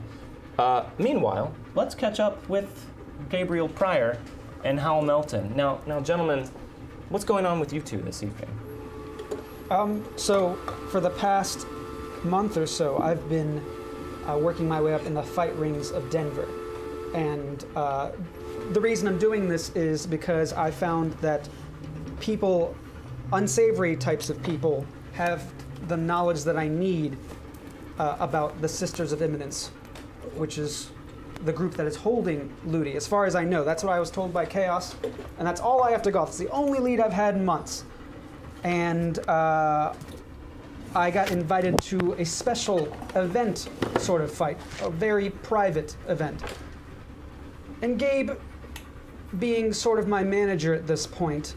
Is that true, Gabe? Well, the way I see it, as much as Hal says that he's doing these fights as a way to find this information, I can't help but believe that he is trying to fight and Just drink. real quiet over there. Real quiet, Megan. I cannot help but believe that he is trying to fight and drink himself to death subconsciously. I've run into him in rather bad situations, getting into fights with people who are rather dangerous, and I think he is in over his head. So being someone who is a little more well acquainted with the seedier parts of city life, I have volunteered to at least, if he is going to get himself killed in the ring, to at least do it correctly. All right. So the ticket you were given, all it had on it was a time and a location. And that time was definitely in the depths of the blacks of the evening.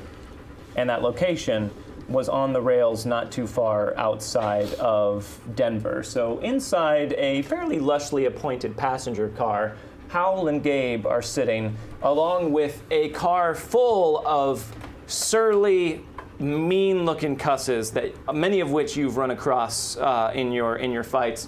Not many of which you have yet had the pleasure of facing, but a lot of the ones you do recognize them by reputation. These guys are all some of the best fighters. And everyone is just kind of sitting quietly and sullenly in their seats. You two managed to get a seat together. Somehow, you're not even entirely sure how, even though he didn't have a ticket, he got on the train with no problem and is sitting next to you. That's not a surprise. Yeah. But you guys have everything's been sort of quiet on this train car, and you guys have been going for a while. You haven't seen any other part of this train except for when you were boarding very briefly. But there is a guard standing at the front, just blocking the door to the next car, and he's just been standing there and staring at all of you for a really long time. And a gentleman who's sitting behind you pipes up.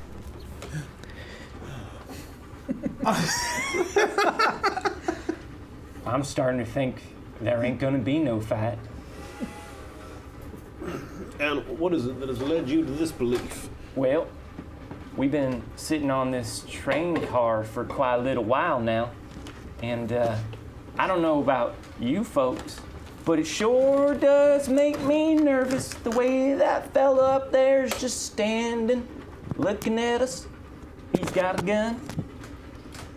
Why do you think they need an armed guard just to keep an eye on a bunch of us?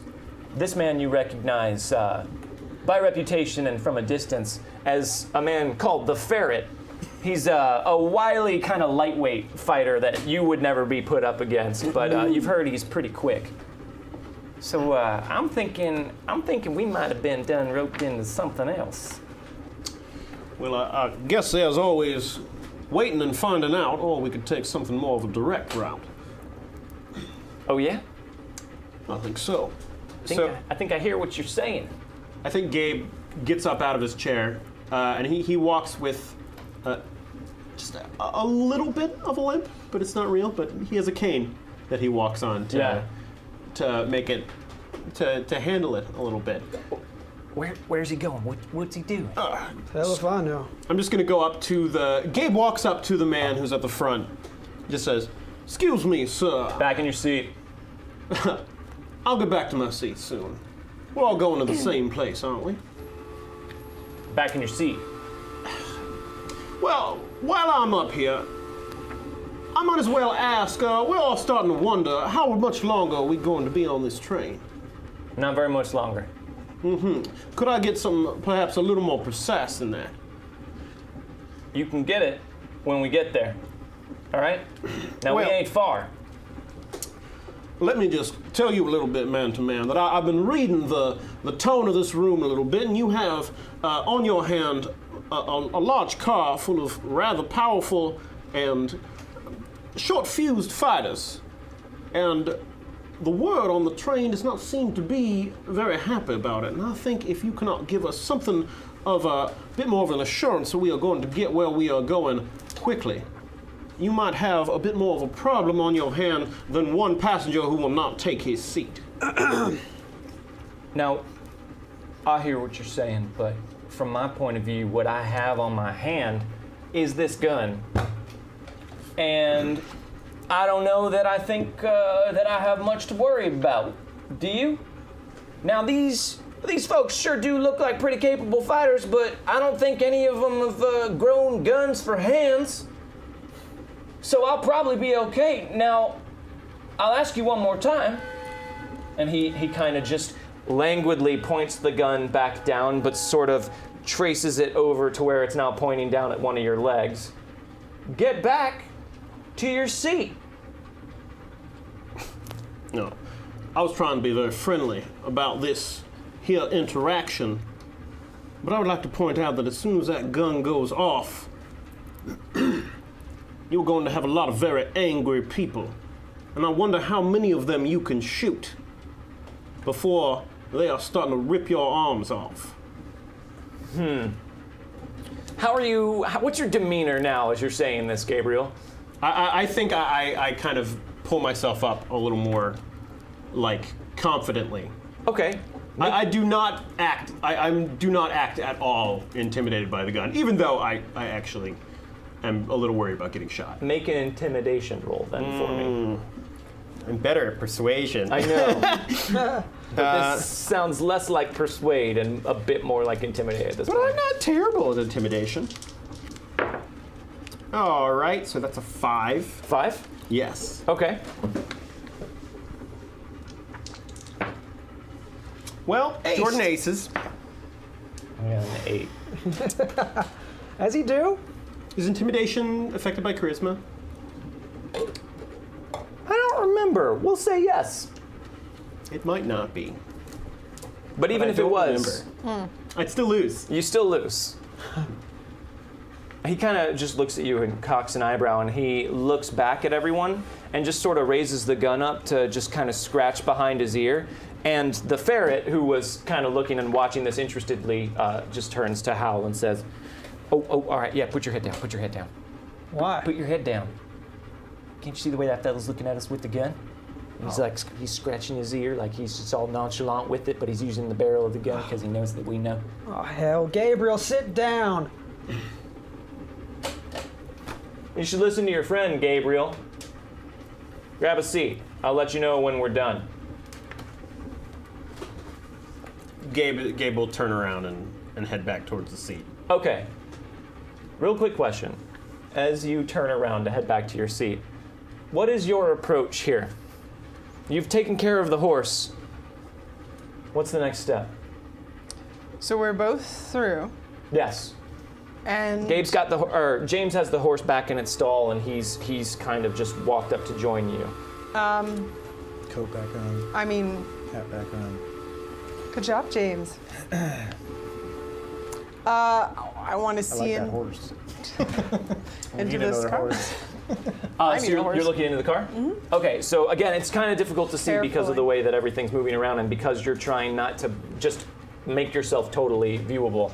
But it looks like this is a passenger car, and there's a bunch of people sitting in here and milling around, and you can see at the far end at a door there appears to be a gentleman talking to a man who has his back to you right now. Make a notice roll, Rosaline. You're gonna detach the card. Yeah. Uh-huh. For sure. That's the plan. 6. 6, and we'll give you a +2 since you know this man's backside just as well as his front. It's Gabriel Pryor who's talking to I'm gonna someone say at the front of the car. moderately quietly, what the holy fuck? James, that's Gabe in there. What the hell? God damn it. God damn it. I'll peek in the window. Do I see Howl? No, Howl is seated and is off to the side, so he's not easy to see from in there. So you kind of peeked in. You're peeking in now. Make a stealth roll, James. Cool. 5. 5? Yeah. Make a notice roll, Gabe. So as you turn around to head back to your seat, Notice. That's a 4. you return to your seat in a huff, upset that you were not able to get more information out of this guy. Well, what did he say? Basically, he said he has a gun and that we need to sit down and we will get there soon. Didn't I tell you? I'm starting I to could think tell you're just by the way he was doing it. The gist of the conversation was, I have a gun and you ain't got one. You gotta forgive Gabriel. He has a hard time sitting still for a while. Well, I don't like being in a situation where strange men wielding guns are forcing us to go who knows where on long train rides. But what was it you asked him? I asked him how long it was before we got where we were going. And what'd he say? He said it was soon, but it wasn't the... the impression I got was not a friendly one.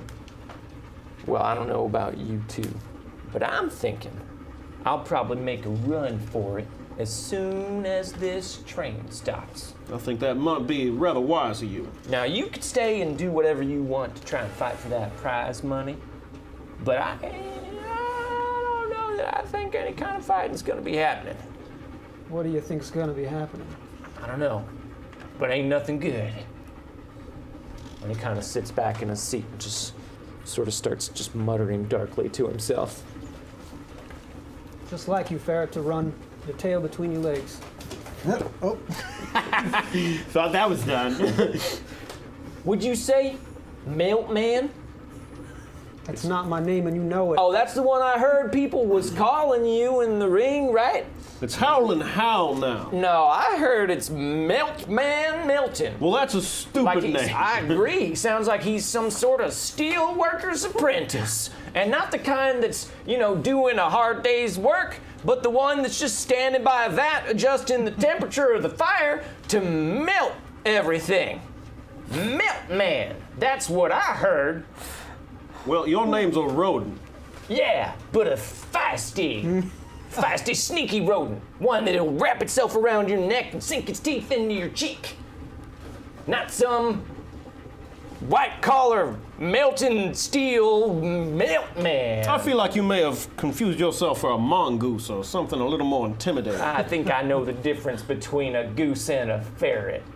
I didn't say... You know what? This is not a very productive conversation we are having here. There's no need for us to be enemies. Well, I didn't want to be a part of it, but Meltman over here done riled me up. And you can see that some other of the fighters around are also just kind of enjoying Ferret giving you this ribbing. They recognize you too, and they're kind of chuckling to themselves. Yeah, you tell him, Ferret. You tell the Meltman. Meltman, he No, melts things. Gabriel's right. I think the time for words is over. And I stand up. I'm like, all right, let's do it. Howl, You want to fight? save it for the ring. You want to fight me? We're all here to fight, aren't we? So the guard up front says, all right, now what's going on? Everybody back to your seats. You ain't doing no fighting on the train. Just hold on just a minute. This one here has quite a mouth, and I want to shut it for him. All right, well, you can settle any matters of personal honor and dignity once we stop, and you can handle it in the ring. Now back to your seat. What are you guys doing? So you've seen Gabe is in there, and you can see that now the guard at the far end, you kind of peek up from time to time and try and time it with the movement of the train. He's got his hand on his gun, and he seems to be posturing loudly and kind of looking around. And you can see people like shuffling restlessly just out of view, like their heads in their seats. Well, I don't know what the hell he's doing, but that guy doesn't look very friendly. No, we ain't gonna get in this way.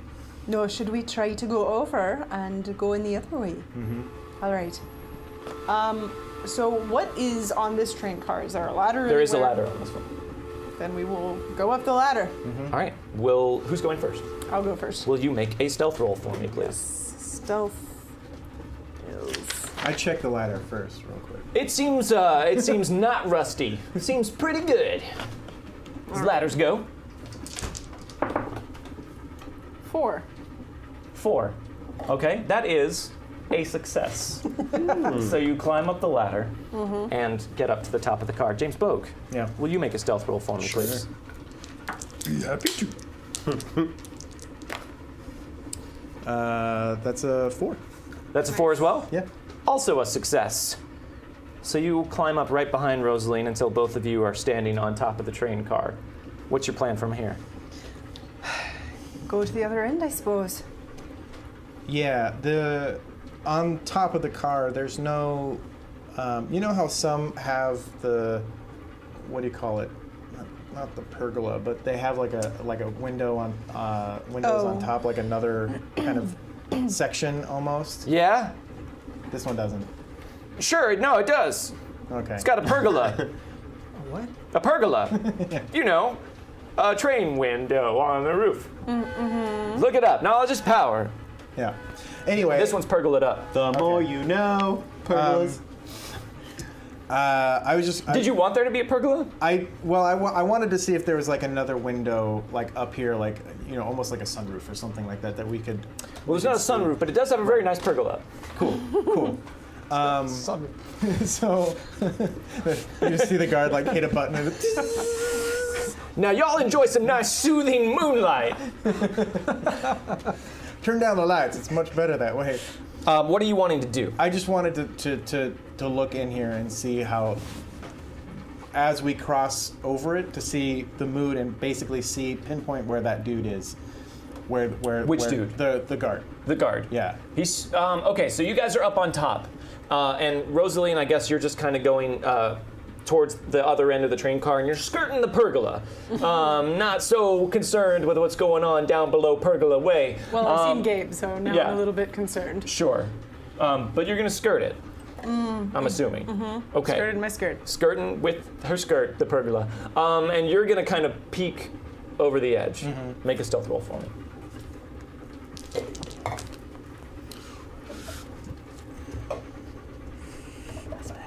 What is it? Did you roll a 3? Yeah.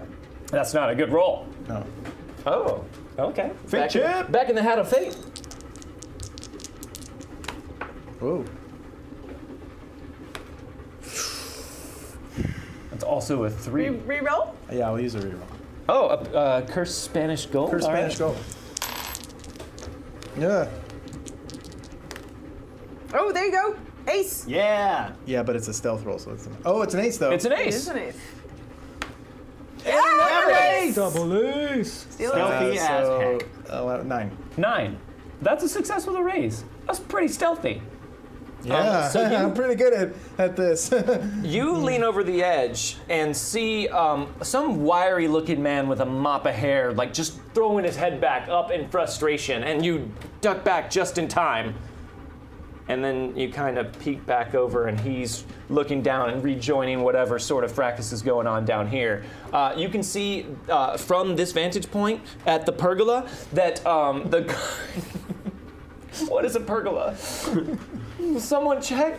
They did. I think my friend dated a pergola for a while. That's very progressive of your I friend. just called her Pergy.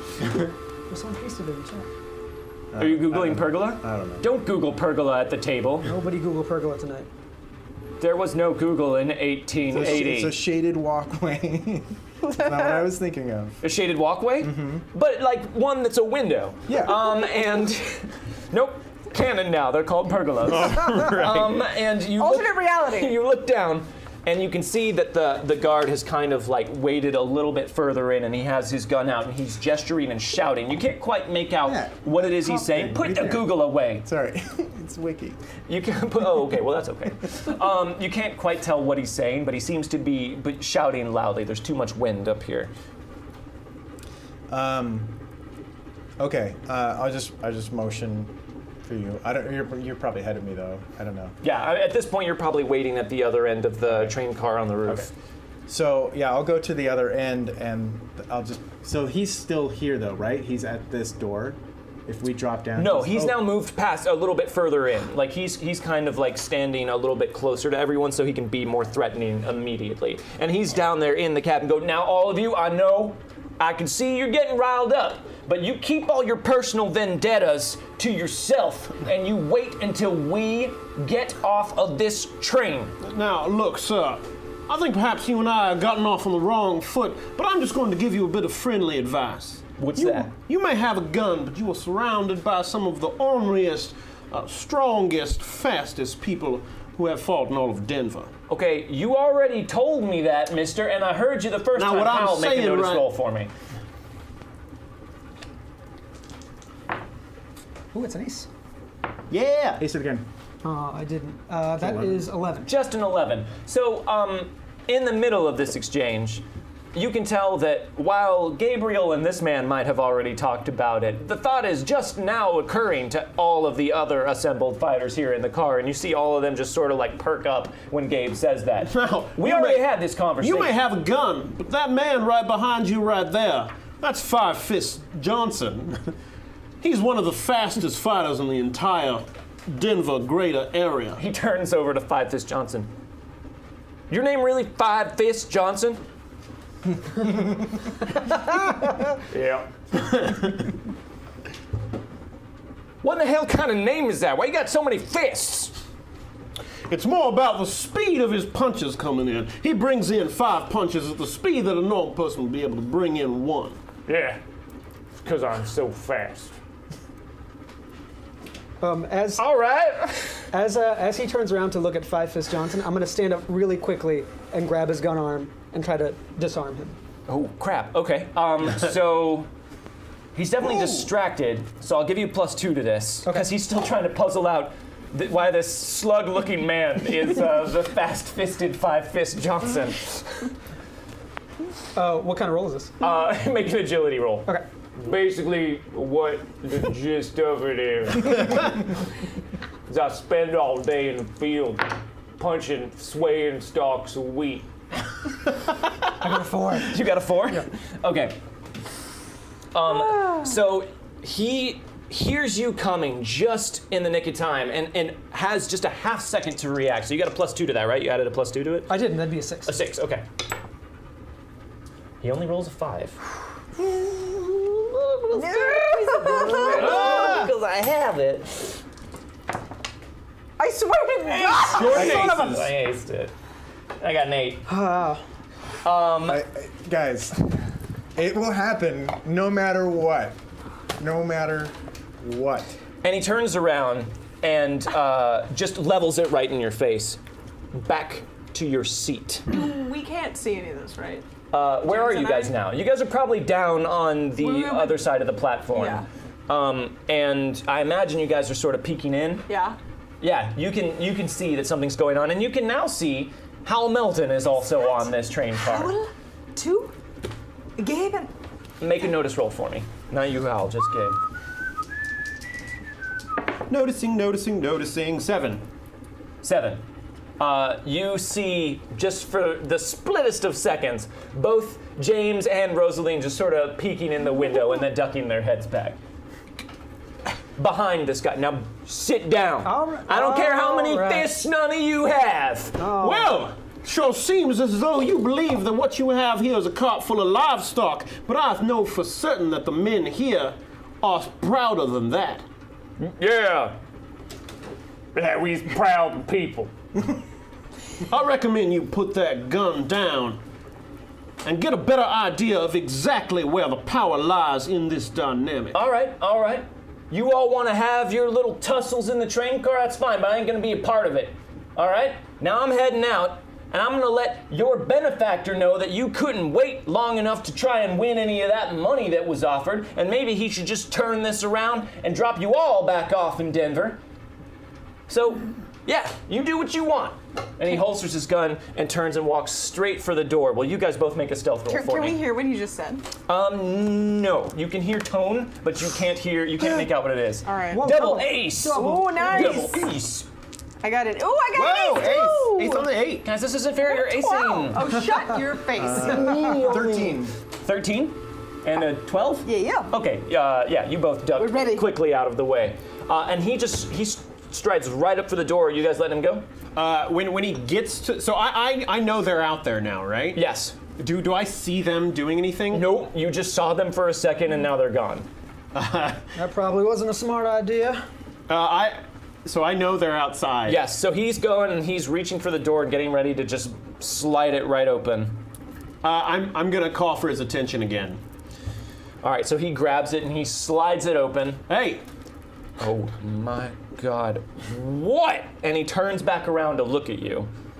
As soon as he says "what," when he turns back around, I'm grabbing him and throwing him off Yes, the train. that was exactly the plan. I'm so glad you were on board on that. Make an I assume you're going to help him out with this. Yeah. So you make an agility roll first. It's going to be cooperative. You'll add to his. Okay.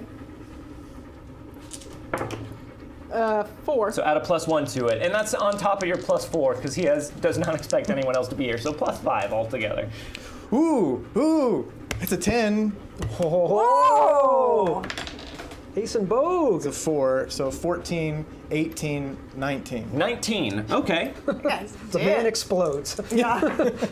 Oh shit, it's one of those guys! Just a 5 and a 4, but I'm going to spend this piece of cursed Spanish gold here real quick. Whatever. Here we go. 6. Yep. 5, just an 11. That just takes one time. It is insane, though. It is insane. What? And he is just yanked by his tails. You kind of just stick a foot out and just swipe his feet. So at the same time that James grabs him by the neck, he gets unbalanced on his feet and he just goes cartwheeling out of the car and into the night. What in the hell? Well, that was handled rather gracefully. Howell, I believe we What have happened to some that fella? well, I believe he has met the ground at a rather fast pace. No, everyone, we're under attack. There's people out there trying to pull us out of this train. Shut and your everyone mouth, starts murmuring and standing I up. want to just step into the doorway and say, hello. Hey there, fellas. It's evil ladies. They're out there trying to pull us off the train. All right, trying to now- make it better. But no one else responds the way that Ferret does. Everyone else just immediately just sort of steps back, and Ferret says, "Let's get her, fellas!" I punch him in the face. Make a fighting roll. Okay. I think that's fair. Howell has not used his reroll yet. That is a Wow. 10. A 10. I roll a d12 for fighting. Okay, yeah, his parry is probably not that high. Roll damage just for kicksies. Okay. That is this. Okay, holy cow. Damage doesn't have any wild die, right? No wild die on damage. Just your normsy dies. Oh, that's poor. It's only a 5. 5? Yeah. Well, that's enough. That's enough to hit the lightweight champion. Let's get her, Oof! And he just his head just kind of spins around on his neck, and he falls down into Five Fist Johnson's lap. Five Fist does not respond. Seems someone fell off the train back there. Well, that was rather unfortunate of them. It seems to me as though someone has fallen onto the train somehow. Don't know what you're talking about. Gabriel, what the hell's happening here? I am as in the dark as you are. I think I would like to know that myself. There's a man in my lap.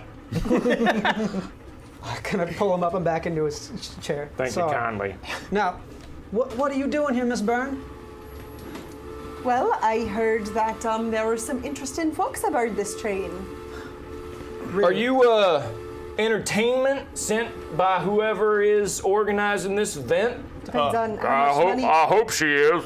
I just turn around and give them an angry look, like, The woman here is part of the management, and we all now, you all can stay here. I know there are concerns about where this train is going, but Mr. Melton and myself and the management will step outside and discuss exactly what is going to happen when we reach our destination and when it will happen. All right. Okay. And they Don't all think too hard on this. All right. They all just kind of take their seats and just go back to looking sullenly at each other. Well, actually, make a persuade roll for me. Just just as a formality, since your persuade is like plus 30. I like persuade. All right, so I got a 5 plus 4, so that's a 9. So that's a success with a raise. So yeah, they seem they're all right. Yeah, I guess that makes sense. Yeah, he seems authoritative. Right, and they are all back to their seats, just sort of back to glowering darkly at each other. Well, shall we step out into the beautiful night air? I suppose. Curse. All of you? Yeah, we're all like, Okay. Wait, have I seen James yet? Has he come You've in? seen James, but he hasn't come in. Oh, right. James, what have you been doing this whole time? I've been looking into the other car. Oh, okay. Make a notice roll for me. Through the pergola?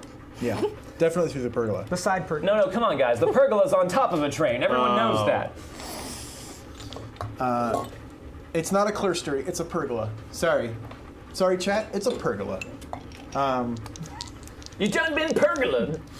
Notice roll, D6. That's the one you do with your eyes. Yeah.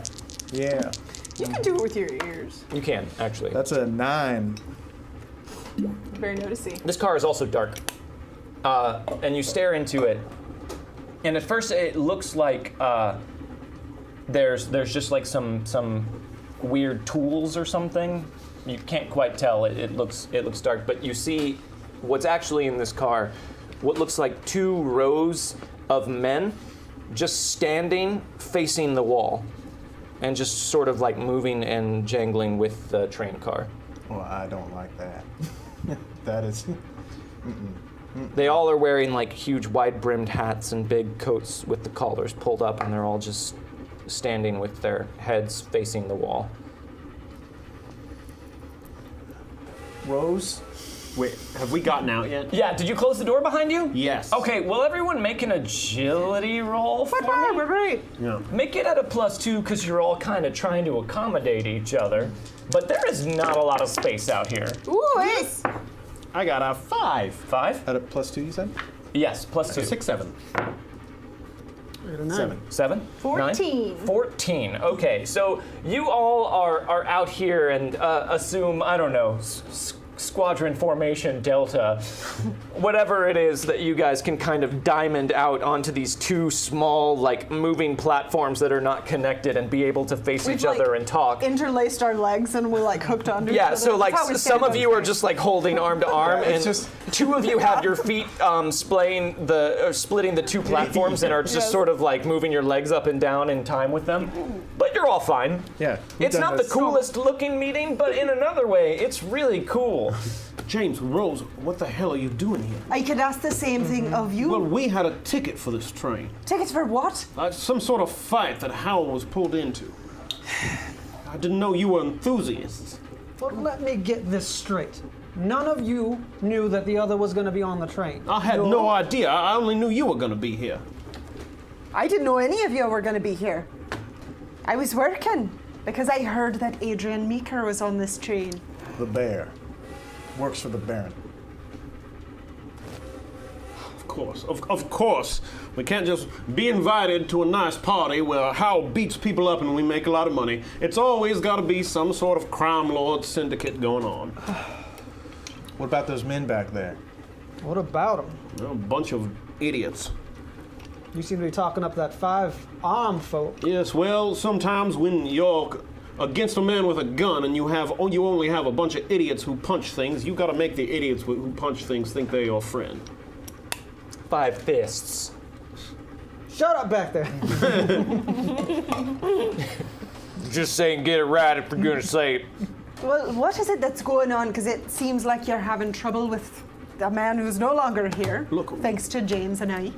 Look, we were told that there was some sort of high-profile fight that was going on. We were going to get on this train. They would take us there. We would get off. And James would fight for rich people, that sort of thing. A high money-making not James, I apologize. Howell. Howell and Howell, as we have dubbed him recently. That's quite better than your previous name, Howell. I agree. Meltman, it just did not roll off the tongue. There's no need for anyone to actually do this, but I just want to remind you guys, for the sake of visuals, that you're all shouting this stuff at pretty much full volume in order to be heard over the train and the wind. It does not exactly roll off the tongue. Can we go inside? Where? Which direction would you suggest we go? This next car is a bit of a strange thing. That's why I wanted Rose here. Not everyone, but Rose, you might know this. There's men just facing the wall. Oh. They're wearing hats and coats. They look like normal men as much as I can tell, but all the lights are off and they're just facing the wall.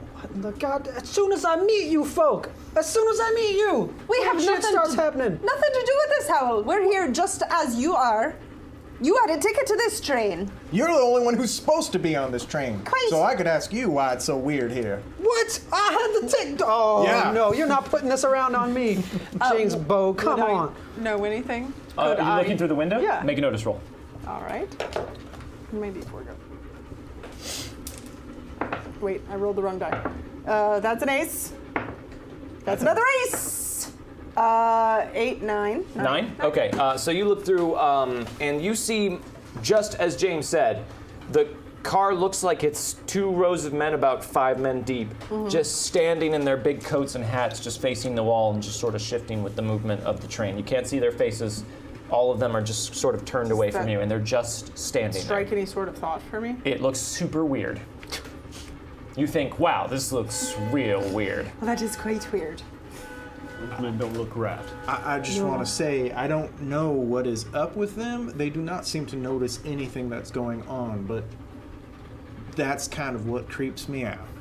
Well, should we go over this car then, maybe? Well, by the fact that this is the...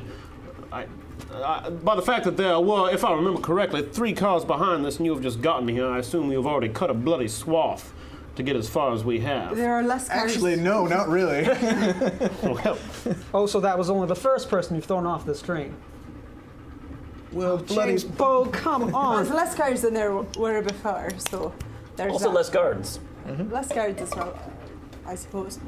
Now, is there any chance I could convince you all to just follow me into here, have a seat, and just wait this out? Just asking. Wait it out for what?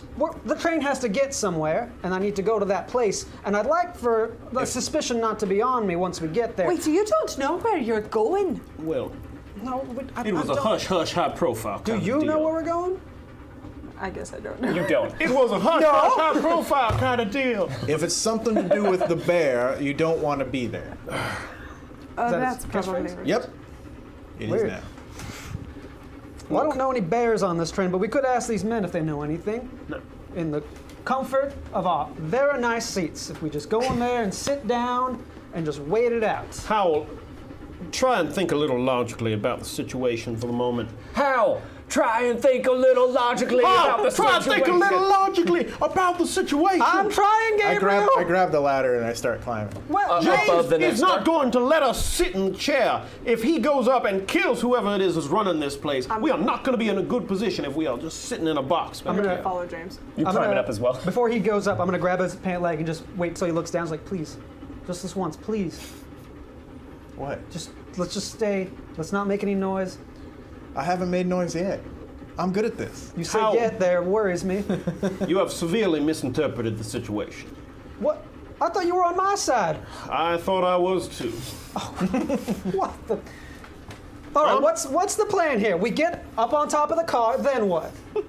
And then we keep moving forward until we find Adrian Meeker. Or figure out where the hell he is, right? So to be clear, you guys just know that this car has something to do with Meeker. You have he's there. no indication that Meeker is anywhere near this train. I'm going to scour the entire train to see if I can. Sure. All right. Yeah. If we Except can for the make it parts on you top of this, if we can make it, if we Well, can make it on and top one of more this thing. cart, perhaps there'll be a Unless he's hiding pergola under we that. can look down through. Hopefully there's a pergola. I will say, Wow, wow, wow. if Meeker is not on this train, at some point it occurs to you that it might be helpful to keep someone who works on this train on this train. Sure, there's another car at least. For sure. An engineer, maybe. But anyways, there's no pergola on top of this. Damn it. On top of this one. So What kind of train is this? you went up first, so that I assume you clear just went up there, and you were following him. Yes. Who's next? Well, Howell, if you want to go back and take your seat, feel free. I turn but- around, go back inside. All right. All right. Have fun. Don't fight for free. All right. Was he doing that? So you guys climb up on top of the train car. And Gabe, I imagine, do you expect this from Hal, or are you pissed at that? I'm frustrated. Okay. I think at this point, it like my opinion on it is like you're being willingly blind about the fact that something's gonna go down. But All right, so you guys are up on top of the train car and you're moving forward. God damn it! What's the situation out there, Milkman? I'm just gonna close the door behind me and then kind of stand there and sort of pace back and forth and light a cigarette. Just like, no, don't. They're gonna be fine. They don't need you. Hey, come on. You know you can always talk to old Five-Fist Johnny. Probably got the quickest wit on this here train. Johnny, you know you're the slowest fighter in this train by a mile. They call you that because it's a joke. It's funny. He just sort of like crosses his arms Oh, and just what? stares out the window. Oh, you heard Why it. would you do that? It's just not my All right, day. so meanwhile, while Hal is hurting Five Fist Johnny's feelings, you guys are up on top of the train car. Are you trying to move quietly at all? Yeah, I am. I'm moving slowly. Yes, I'm moving slowly. I don't know if I'm necessarily moving quietly, but I'm moving slowly. So Rose, what would you say the over/under is on our strange friends in this car below us actually being? What would you say is the over/under? Rose, what would you say the over/under is on our strange friends below us being actually conscious? At this point, I don't know. They don't seem At conscious this to point, me. I'm going to translate it. Thank you. Translate it into loud for us. Loud. Yeah. All right, so you guys are walking over, not making any special effort to be stealthy? I mean, yeah. Just checking. It doesn't mean anything. I'm just wondering. Sure. Yeah. I mean, I don't think that we want to alert everyone to our whereabouts, so we might. I would be trying to be careful. Okay, but you're not. You're just moving cautiously. I'm moving cautiously. Okay. Yeah, which I guess, I don't know, you could interpret as being not moving, I'm not like moving stealthily, but I'm moving quietly. Would you like to make a stealth roll to go along with your movement, or do you not care? This is not, as much as it seems like one, it is not a loaded question. I don't care. I'm just trying to check. What about you, Gabe? I think Gabe. I don't think Gabe worries about being stealthy. Good, because it doesn't really matter, because James isn't doing it. So as stealthy as you guys want to be. Real loud. So as you guys are crossing the top, shouting your whispered conversations to each other and just moving across, you're starting to see, so you can see there's one more car in front of you, and then in front of that you see the smoke of the lead engine car. So this is the last car before the locomotive up there. And as you're walking across, you all just kind of are just making your way, trying to stay as steady as you can on the top of this car, and you're making a decent bit of noise, and you start to hear what sounds like some muted banging from the car beneath you, and something that sounds like metal being rasped across metal, and the clinking of chains. And you can hear that loudly enough through the roof of this car out here in the wind. But that's all you're hearing. I'm gonna get on my stomach and crawl to the edge of this to try to get a good look here, and maybe even peer down if I can see through the window. Maybe just kind of hang my head over the side a little bit to kind of look. Okay, down into the window of the car you're on? Yeah. Okay, so But also to look across to the car, the next car. Okay, which one are you doing first? Next car. Okay, make a stealth roll. Oh God, that's an ace. Nice. 4. Wild card. You'll go away. Ooh, nice. Another ace. Yeah. Third ace. Okay, so that's 12, 15, 13. 13. Don't worry about this. Yeah, I'm not worried. That's not a roll. So you you get to the edge on your stomach and sort of start to lean down, and you can see light in this next one. You also see the silhouette of a man's face looking out the window, but looking straight through to the next train car. So you freeze where you are and wait till he kind of vanishes from the window. and then real quickly you lean your head down to look through that window before pulling yourself back up, and you can see that the men in there are no longer facing the wall, but they're all sort of turned towards each other with their arms outstretched and are just kind of going like that at each other. But it seems like they're leaning forward and are being suspended somehow. Okay. And then you raise your head back up. Did you see something? This is very Move 28 forward. days later. Move forward. I don't think we want to go. I don't think we want anything to do with this car down below us. Now, if Howell were here, that would be great. I could just take this car and let it go like I did the other ones, but anywho. Well, James, if you'd mind telling me, is there a plan going on here, or do you just intend on going to whoever's in the front cabin and shooting them in the face? That's pretty much the plan. Well, God damn it. Well, I was just trying to get some information, but if James is here already, then I guess that's a plan, right? far be it from me to expect any sort of nuance in our approach. I'm not one for nuance. You don't need to remind me. All right, well, let's go then. All right, so you guys are climbing down. So there was a guy that was looking out. Yep. Yeah. Was this from the...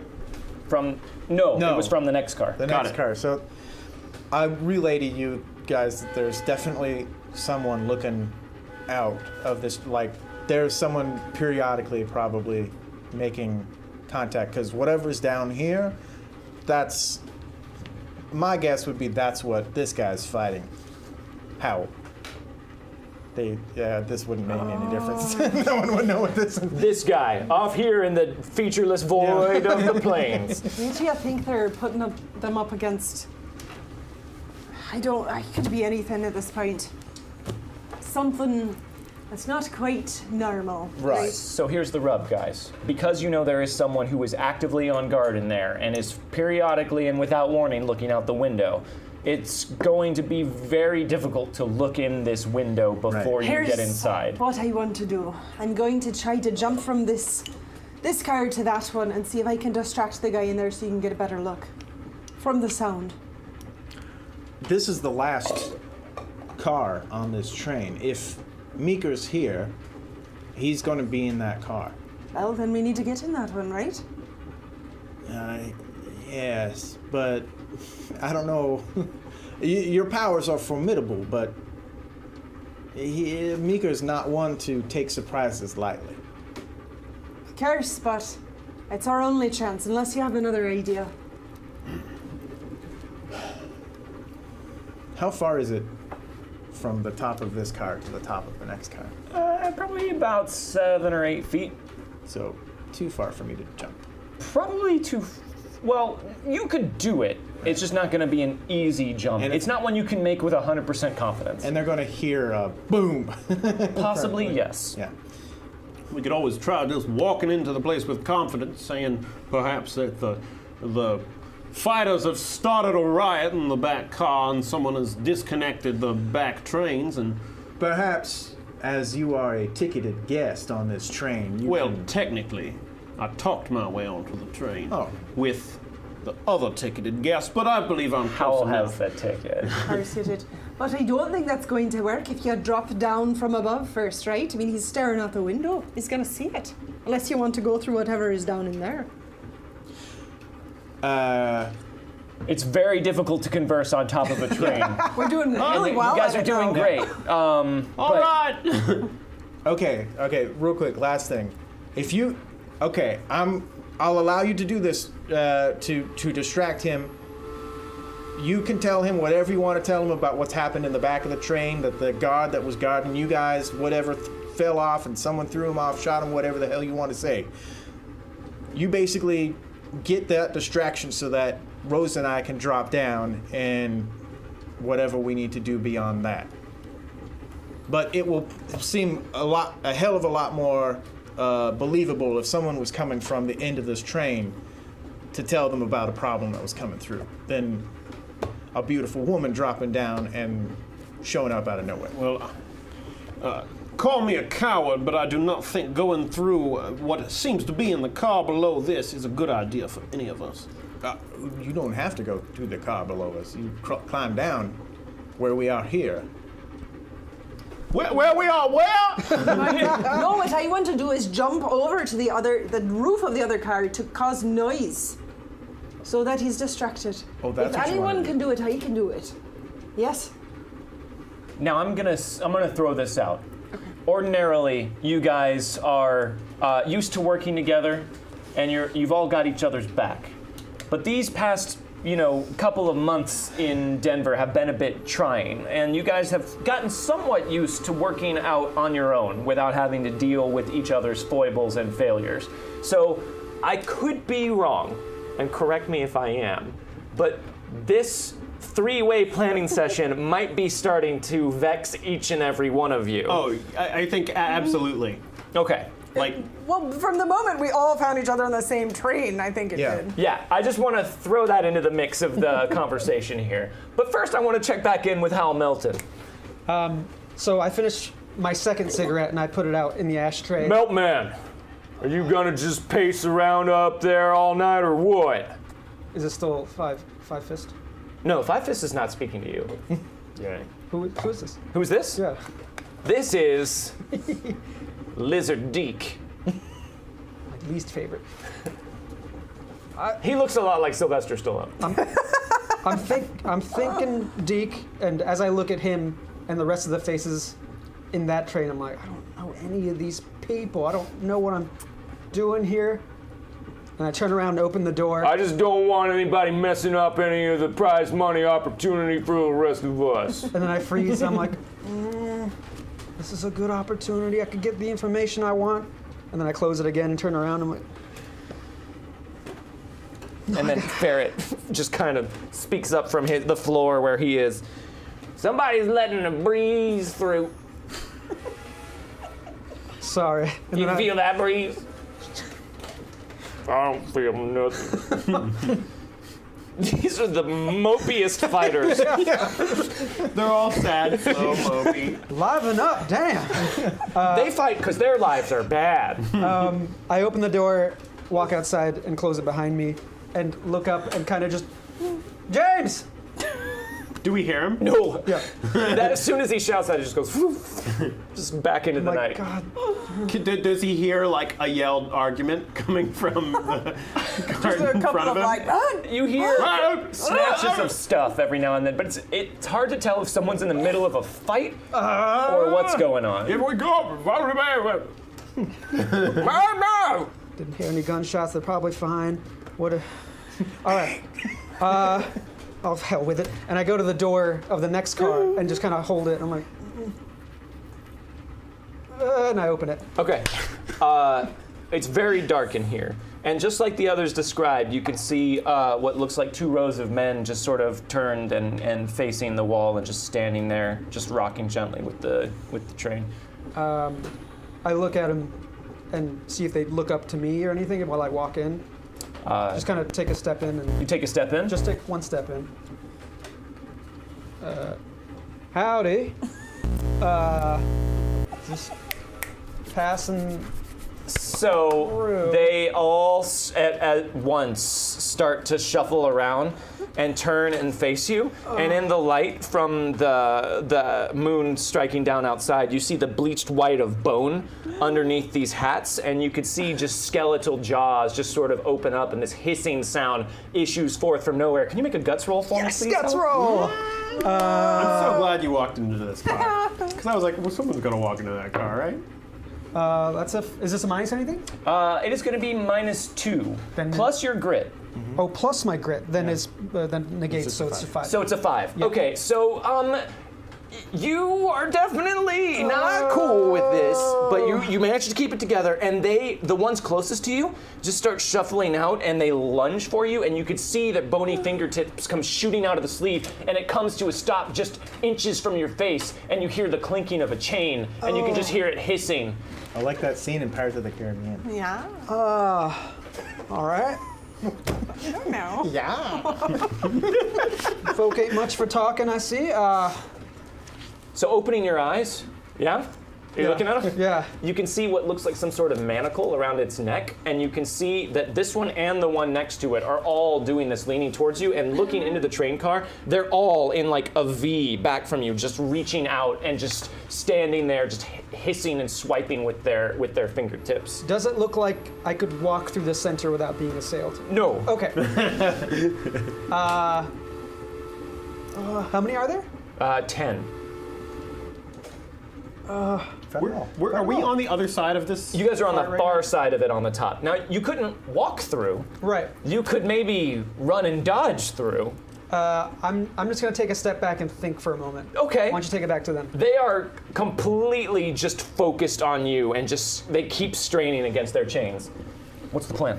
God damn it, we're gonna get wherever we're going if we keep talking about this. I'm just gonna go down and I'll walk into it and we'll figure it out when we get in. All right, then go and do it. I will. I'm gonna climb down. I'm gonna climb down and go over to the door and just open the door. Yeah, okay. So you open the door, and a man dressed in the same kind of dark clothing the rest of the guard that was in your car, just spins around with his gun and says, "Hey, what are you doing?" No, there's no need to get riled up here. I'm just coming from the fighting car where there's been something of a riot. You step to the side. And so the guard kind of stiffens and just sort of steps to the side, and you look down the rest of the length of this lushly appointed car, and you see two figures standing by the back wall holding rifles, and they're wearing dusters with hoods up covering their faces, and they're just standing there. And then sitting on a gigantic chair at the far wall is an actual bear. Or at least that's what you think at first, because he is wearing so many layers deep, all of these furs up on his shoulder, and he is also wearing a taxidermied bear head on his head, and he is you've seen big men helping Howl with his fights, but this man is enormous. And he is just wide and heavy set, and he has this huge bushy beard and scraggly brown hair, and he's just sitting there. How can the bear help you? I've just come to tell you that there's been something of a disturbance in the back of your train. That's so. Yeah, one of your men picked a fight with one of the fighters in the fighting car, and I'm sorry to say it did not go too well for him and the rest. So you came to warn the bear? Well, I came to see whoever was in charge. I figured they would want to know. Just walked straight up, did you? Well, the car behind us was locked, so I made my way around. Make a persuade roll. And make it at a -4. It's not good. Because that car was not locked. Yeah. No, I knew I was lying. But I aced on a 10. Nice! Okay. Aced on a D10. And then got a 7. So that's a 17 plus 4. Blackjack. So that's a 21, but the -4. So Oh, so 17. darn. That's terrible.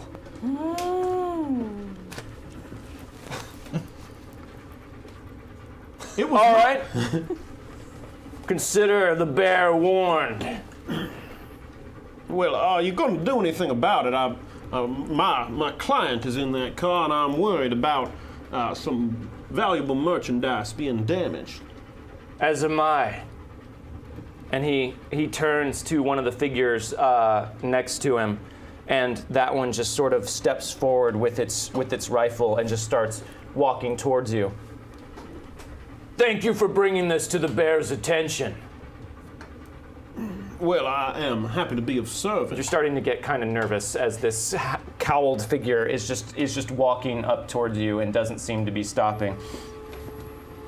What can we see or hear? Like, You guys can hear some deep rumbling thing, but I assume you're not looking in here. This other guard is still in can't. there as well.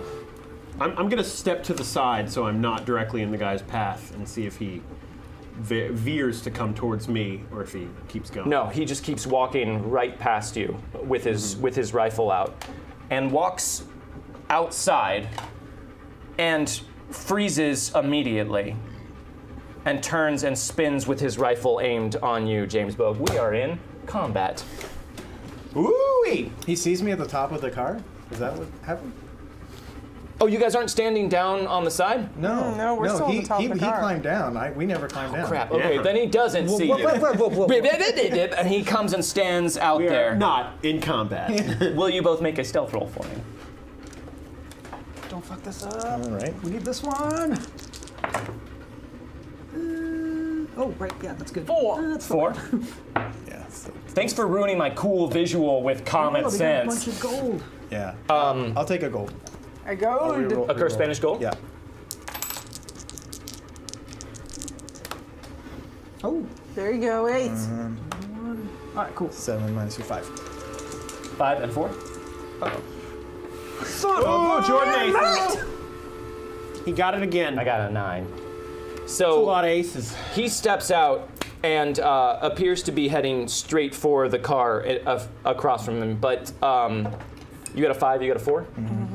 Rosaline, despite her frustration with everything, can't help but just kind of crane her neck out just to make sure that Gabriel is okay. And just for the briefest of moments, catches sight of this thing. And as soon as you see it, it stiffens and turns up and trains its rifle on you. Now we're in combat. There we go. Well, I did it! Woo! He got there. All right, and we'll be using these cool new vintage bicycle cards that you guys probably cannot see, but we'll show them to you later on that my sister see got me them, for Christmas. Very cool. All right, James Bogue, 9 of diamonds. Oh, look how cool it is. Hal Melton, Oh, okay, cool. you're not really, you got know, you. a Yeah. part of this. Rosaline, Jack of Spades. Yeah. Ace of Hearts for Ace Gabriel. of Hearts. Nice. Ooh, wow, these look so good. Okay, hold on. I gotta draw 2 fate chips here. Look at these. Look at these. yeah. They're very cool. You see that? I don't know. For the bear, Because you can see through them. an Ace of Clubs. Ooh. For the cowled figures, a Jack of Diamonds. And for the guard, a 6 of Hearts. What do you have? An ace of hearts. All right, Hearts goes before Clubs.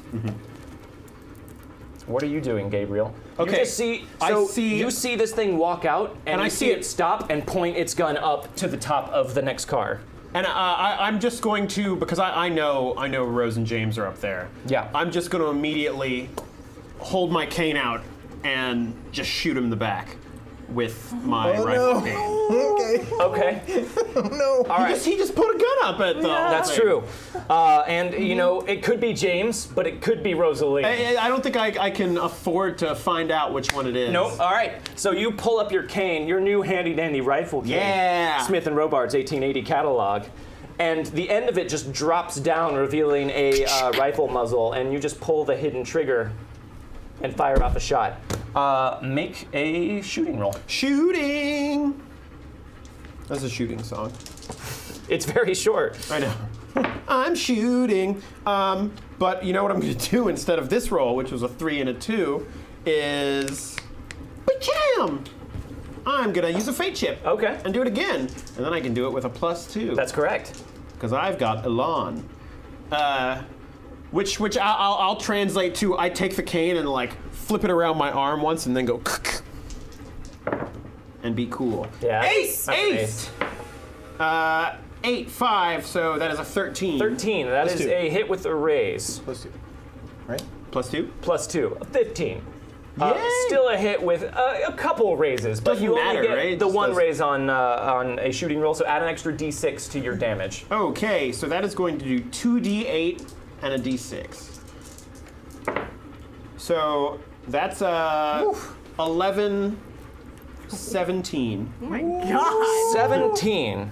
Okay. Well, how does the rifle cane do like more damage than my gun? Well, it only takes has 2 the one rounds shot. to reload. Right. So just this giant muzzle flash goes off from the end of your cane, and this deafening shot rings out, and you see a hole just blow open in this guy's insides, but blood doesn't come out. What looks like this black fluid and like weird crawling insects just sort of blow out, and you see some sort of rotten meat just get splattered across the front of the next car. And it turns back to look at you, and its cowl falls back, and you see this just rotten, dead face that just falls off the side of the train. But make a guts roll for me. Yep. Gutsy, gutsy, guts. Also, you make a notice roll. Well, it's a gunshot. I feel like I would have noticed. Well, you're on the other side of a train car. Any modifier on the guts? No. Oh, well, I'm sorry. -2, but then plus your grit. Yeah. So I got a 7. Okay. on my grit. This is not the first time you've seen a hole be blown in a man who should be dead. So even though it is super gross. I would say even Gabe is sort of like, of course. Okay. You can never just kill a man anymore. Yep. Is it plus anything because it's a gunshot? No. Okay, I'm gonna reroll it then. Okay. If anything, it would be minus, but yeah. Oh yeah. Ace. Yeah. So 7. 7. Okay, yeah, you definitely hear what sounds like a very loud shot ring out from one car in front of you. As soon as that happens, do all the men inside turn their heads that way? They do. I'm gonna dash as soon as that happens. Whew, okay. But I know my turn. I'm after him. Yeah, but okay. Okay, so Gabe, Yes. you made that shot. Anything else you want to do before your turn is over? So you're basically standing across the aisle from that other guard. And behind you is the bear and the other hooded Yes, figure. after I shoot him, I just am gonna run out and like duck around the side as much as I can. Okay. I just don't want to be in the cabin directly in front of. So when you run past that other guard, he's going to get a chance to take a swipe at you. Is he on the door side of me? He's across. So you stepped into one part of the aisle, and he stepped on the other side to get out of the bear's way. So you guys are across the aisle from each other. Didn't I shoot him?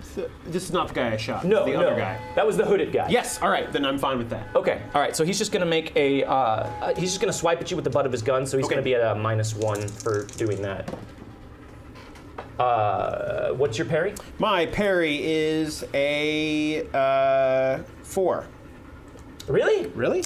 It's 2 plus half fighting. Yep. Okay. All right. I forget. You're not Not a good super great in a fighter. fight. So he hits you. And he is just going to. I'll just have him do strength +1 with his gun. 5 damage. What's your toughness? My toughness is 5. Okay, so he just, as you go running out past him, he has just enough time to whip his revolver up and just sort of try and crack you across the back of the skull. And he doesn't make full contact, but he makes enough to send you staggering forward, and you are shaken. Shaken. But you are able Not to make stirred. it out and around the side of the We corner. can't see that though. You see him come stumbling out and around the side, and you also see what looks like dead guts come blowing out of this guy before he falls off the side of the train. Hand in your card. Oh, there it is.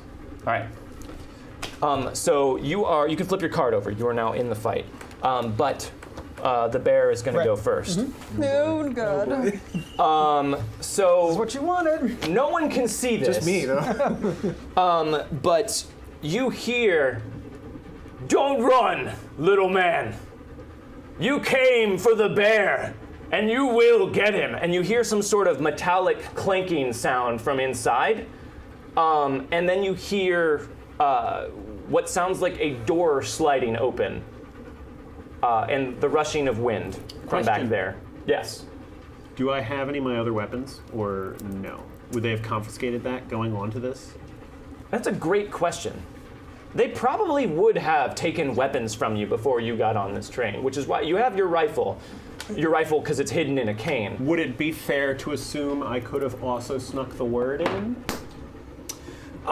Yes, it is fair to say that you could have snuck the word in. You have a lot of sneaky guns. Yeah, I imagine I have like a coat in a pocket in my coat that I keep a Bible in that has the word cut out in the middle of it. Yep, okay. Yeah, so you do have the word. Okay. But you were shaken, and Yes. you guys, up on top of the train, you see some sort of huge, hulking, furry figure come climbing up the side of the car in front of you, and just jumping up and looking around. Now, I'm just gonna give him a chance to make a notice roll. Real quick, do we need to make a guts roll? For seeing that thing get shot? I think it all probably happened too fast for the full impact of it to happen. You guys are processing it after the fact, but that's easier to do than processing it in the moment.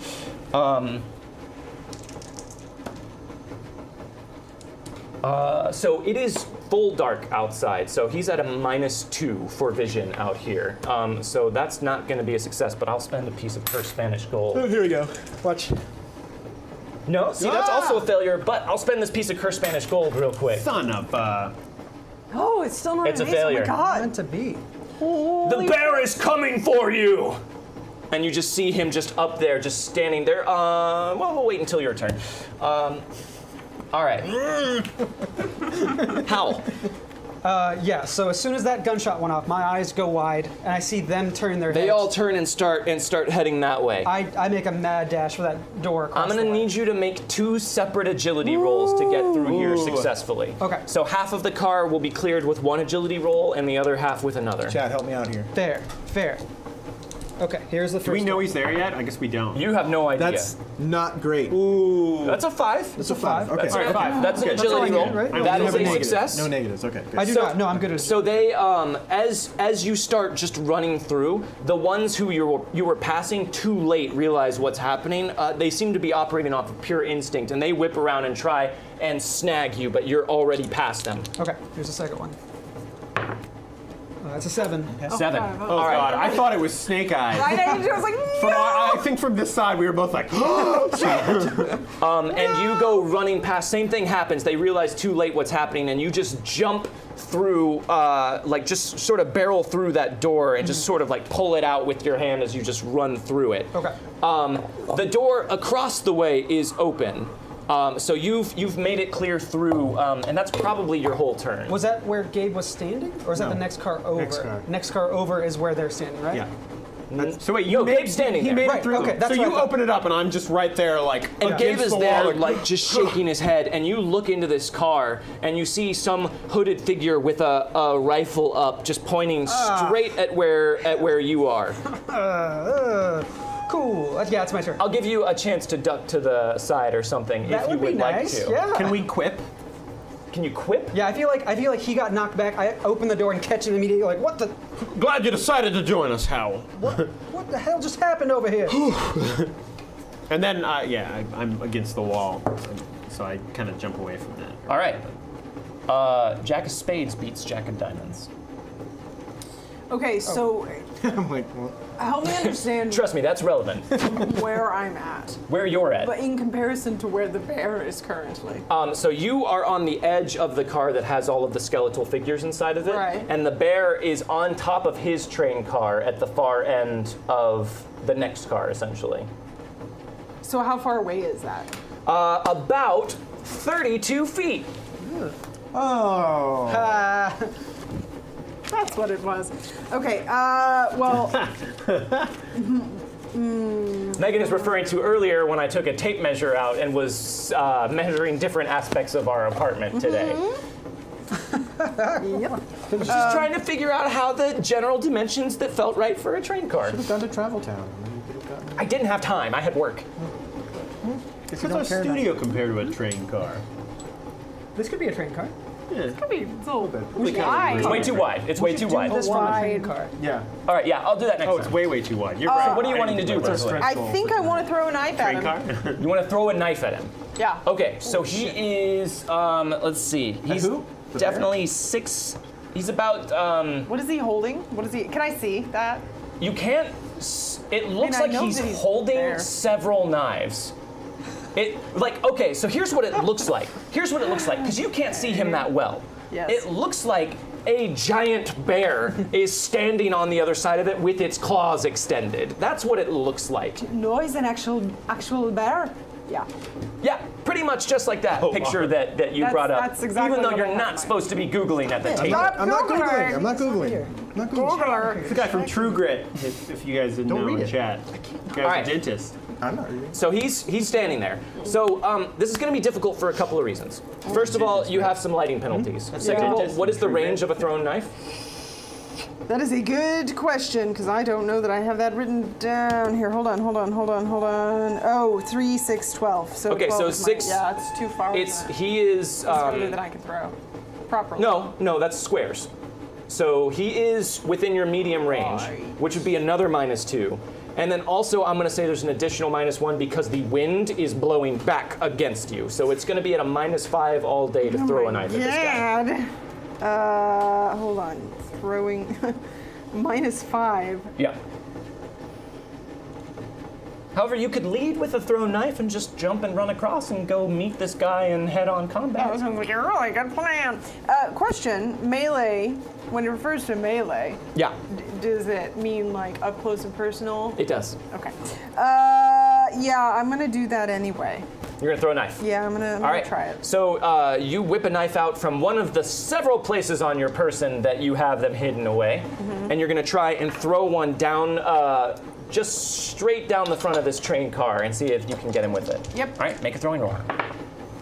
I aced! That helps.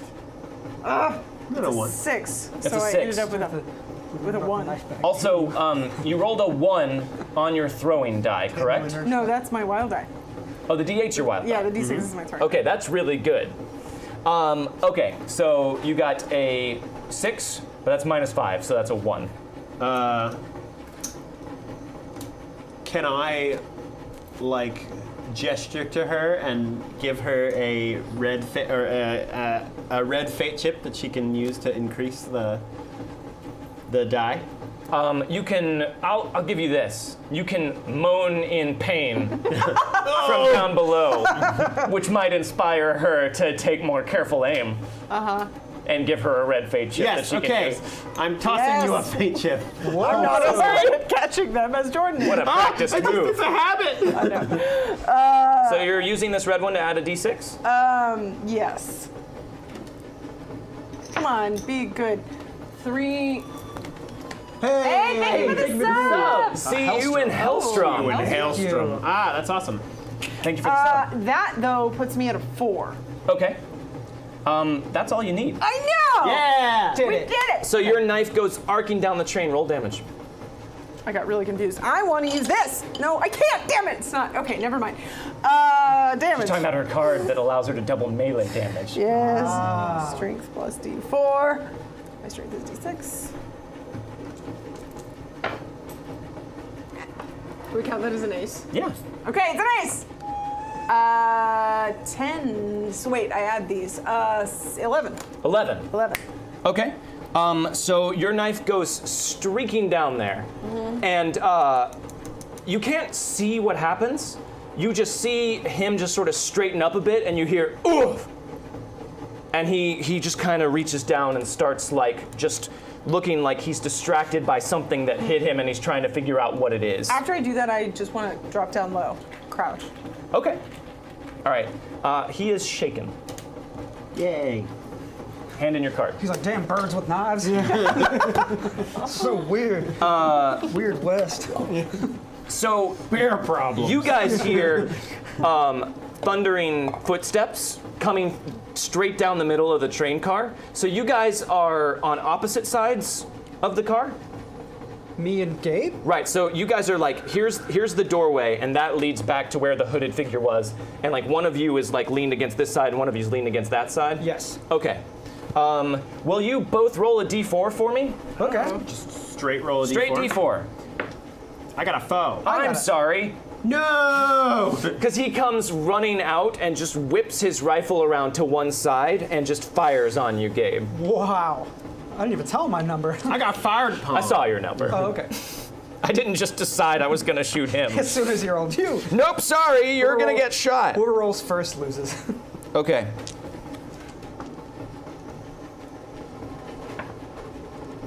That's actually. I'm gonna spend this white fate chip to roll that. 7. So he needs to hit your parry because he's right next to you. So your Oh, parry I'm is a good 4. My parry's an 8. But it's not with a raise. He didn't hit you with a raise. No.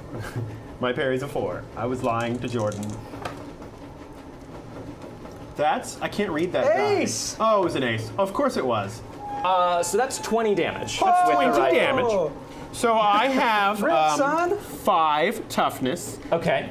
but I also have plot armor, which I'm. So that's a success with 3 raises. Right, he was already Yes. shaken. Oh, you were already shaken. I was already So you shaken. would take 3 wounds which, from this. would potentially just kill me, It right? wouldn't. No, you no, would be you would incapacitated. be Nope. incapacitated. Nope. You can take yet. 3 wounds, Oh, you're right, and then if and you then take the another 4th. one, you'll become Oh. incapacitated. Right. Just take it. No big deal. Well, I can soak. Can I soak and then plot armor? Yeah. Plot right. armor can be used however you want. It's plot armor. So it soaks 1 wound per plot armor? It just gets rid of a wound. Okay. Oh, okay. I'm going to soak. Okay. And what do I? It's a vigor roll for soaking. It is a vigor roll to soak. Okay. I will. Basically, as he comes out, I'm just like, ah! and try and leap out of the way. And I get a 4. Okay. So that would be enough to soak 1 wound. And I had 3, right? Yes. So now you would be taking 2 wounds. So I'm going to re-roll that with a fate chip. Okay. And you're going to add +2 to it? Yeah, I'll add my +2 for my elan. All right. It wasn't better. It's a 4 and 1. It was a 4 and a 1. So a 6. So that's Just not still just 1. good. Yeah. In that case, I'm going to take a wound and use a plot armor Okay. for 1. So using 1 point of narrative importance, Yeah. and also by flailing back crazily, but in kind of a cool way, you manage to get out of the way of the full brunt of that rifle shot. Wait. Here's how I do it, okay? Okay. I see it happening, and I fall back and catch my cane on the rail and kind of like lean out of it. Okay. But it still like goes and like. Blows a chunk out of your shoulder. So you have 1 wound. Here. Thank you. But yeah, and then he just hisses, makes some sort of weird wet hissing sound with his mouth, and just cocks the rifle lever. He also knows you're there. Ewan gives their reroll to. Howlin' Howl Mountain! Yeah. Wow. Did he unshake Who? the bear? No, it hasn't been his turn yet. Yeah. He got shook on Rosaline's turn. Wait, who shot me? It wasn't the bear. It was the hood. This was the hooded guy. figure. Right. Yeah, Got there's it. 2 hooded guys, 1 guard, and the bear. Got it. Well, there's one hooded guy. One guy died. One got killed. I blew Right. one up. One's gone. We are doing Theater of the Mind, which we are not used to at the Savage Worlds Wildcards table because we don't have any way to switch to a table view for you guys, so bear with us. Sorry. We're super good at it, we're just rusty. All right, We do, but it's, don't make me do that. Am I next? you're next. Oh, shit. So he announces he's the bear. Yeah, oh, you hear that. His voice is booming. And you can see he seems distracted by Rosaline's knife.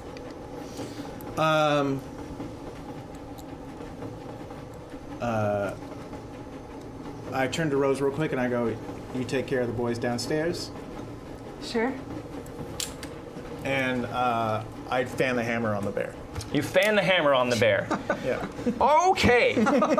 So you are going to fire Classic 6 shots at the bear, all of which are at a -6. Because it's -4 for fanning the hammer and -2 for your sight lines right now. Because it's dark outside. It is not a bright night. Got lots of rerolls and fade chips. I'm not moving. No, wait, marksman doesn't apply. I thought you wanted him alive. Okay, well, I have a feeling fanning the hammer would not do much to the bear, regardless. 6 headshots in a row. Yeah, I'm good. it's like Quick and the Dead. He's just gonna get up later. Okay, changing my mind. Okay. I am gonna. Oh shit! No, is that? I want a called shot. That doesn't help me either because that's gonna That's be also going to be at a. Depends on what you're calling a shot to. right. That's true. If it's his head, Torso. -6. Bear I want to get like a knee or something. Called shot to the leg? Yeah. That would be at a -2. Okay. Plus a -2, so a -4. Because sightlines. Yes. Well, because of how dark it is. Okay. So -4. Right. But if you don't move, you get your marksman, which is +2, so just be at a -2. Yeah. Also, trademark weapon. Oh, that's right. That's a new edge you took. So I'm only at a -1 now. Okay. Ah, neat. So I'm gonna try and shoot his knee out from under him, basically. Okay. All right. Make your roll. Oh, that's an Oh ace, yeah, baby. ace from 8. Nice! It's a 13. -1. -1, so 12.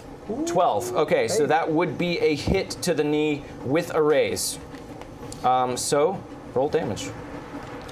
While I figure out what specifically a hit to the leg is going to do, if anything. 2d6.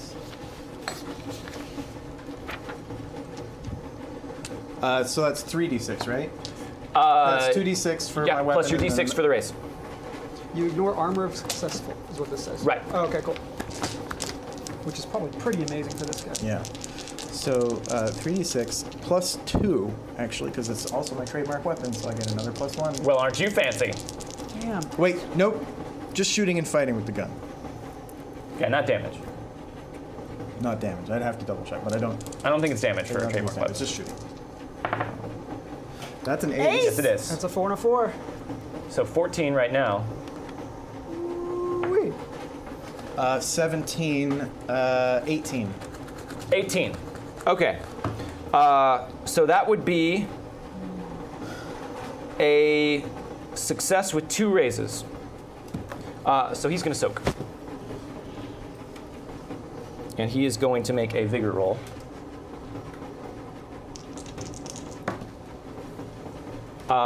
So that is 1 success. Guys, you just roll a d12 for a vigor roll.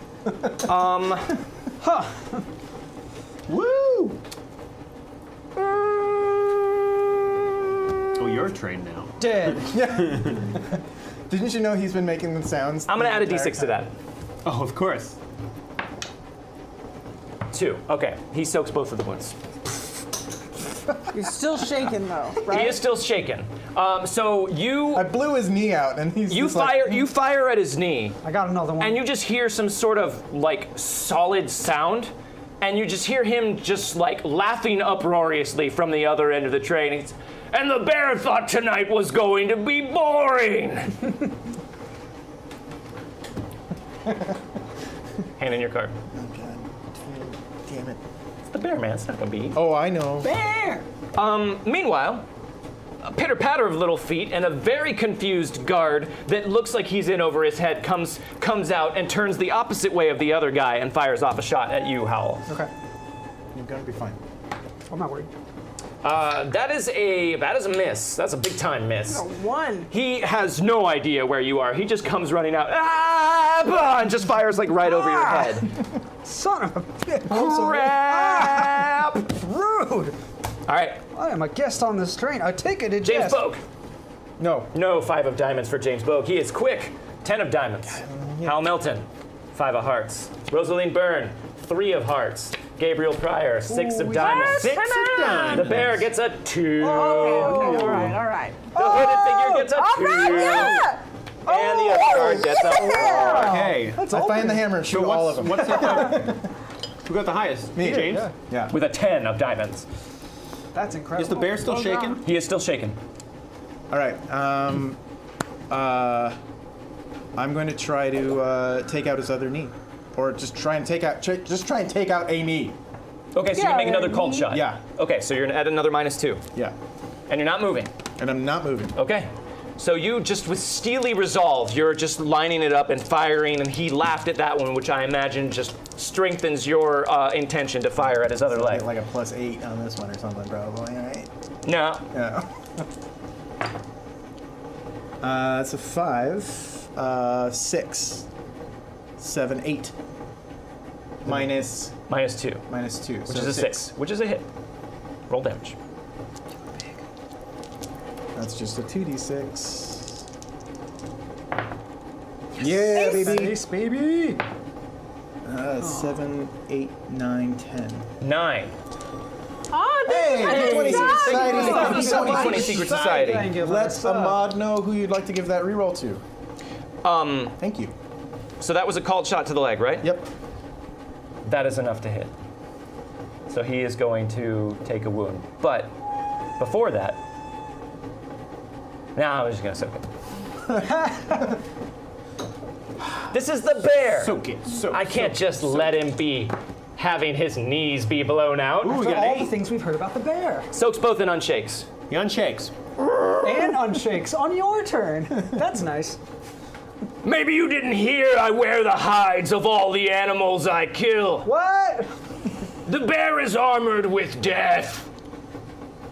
What? You can hear him fine. He can't hear you. That's the way the wind works. I'm sorry. I'm waiting for the bear. Turn in your card, Poe You Dameron. look like a big cat, though. Who's next? Is 6 next? 6 is next. So could he hear me?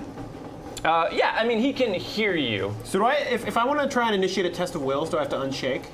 Yes. Well, I have to unshake no matter what. I have Yes. to try and unshake no matter what, Yes. right? So what's unshaking? That's vigor? Unshaking is spirit. Oh, dope. I'm great at spirit. Okay, so rolled on shake. I got a 6. Okay. So that'll do it, right? Yes, that'll unshake. But I'm still wounded, so obviously. So you got a 5 then. Remember, the wounds give you a -1 penalty Yes. on everything, but that's still a success, Right. so you can But I unshake. still got it. Give me the lightning bolt of There you go. shakenness.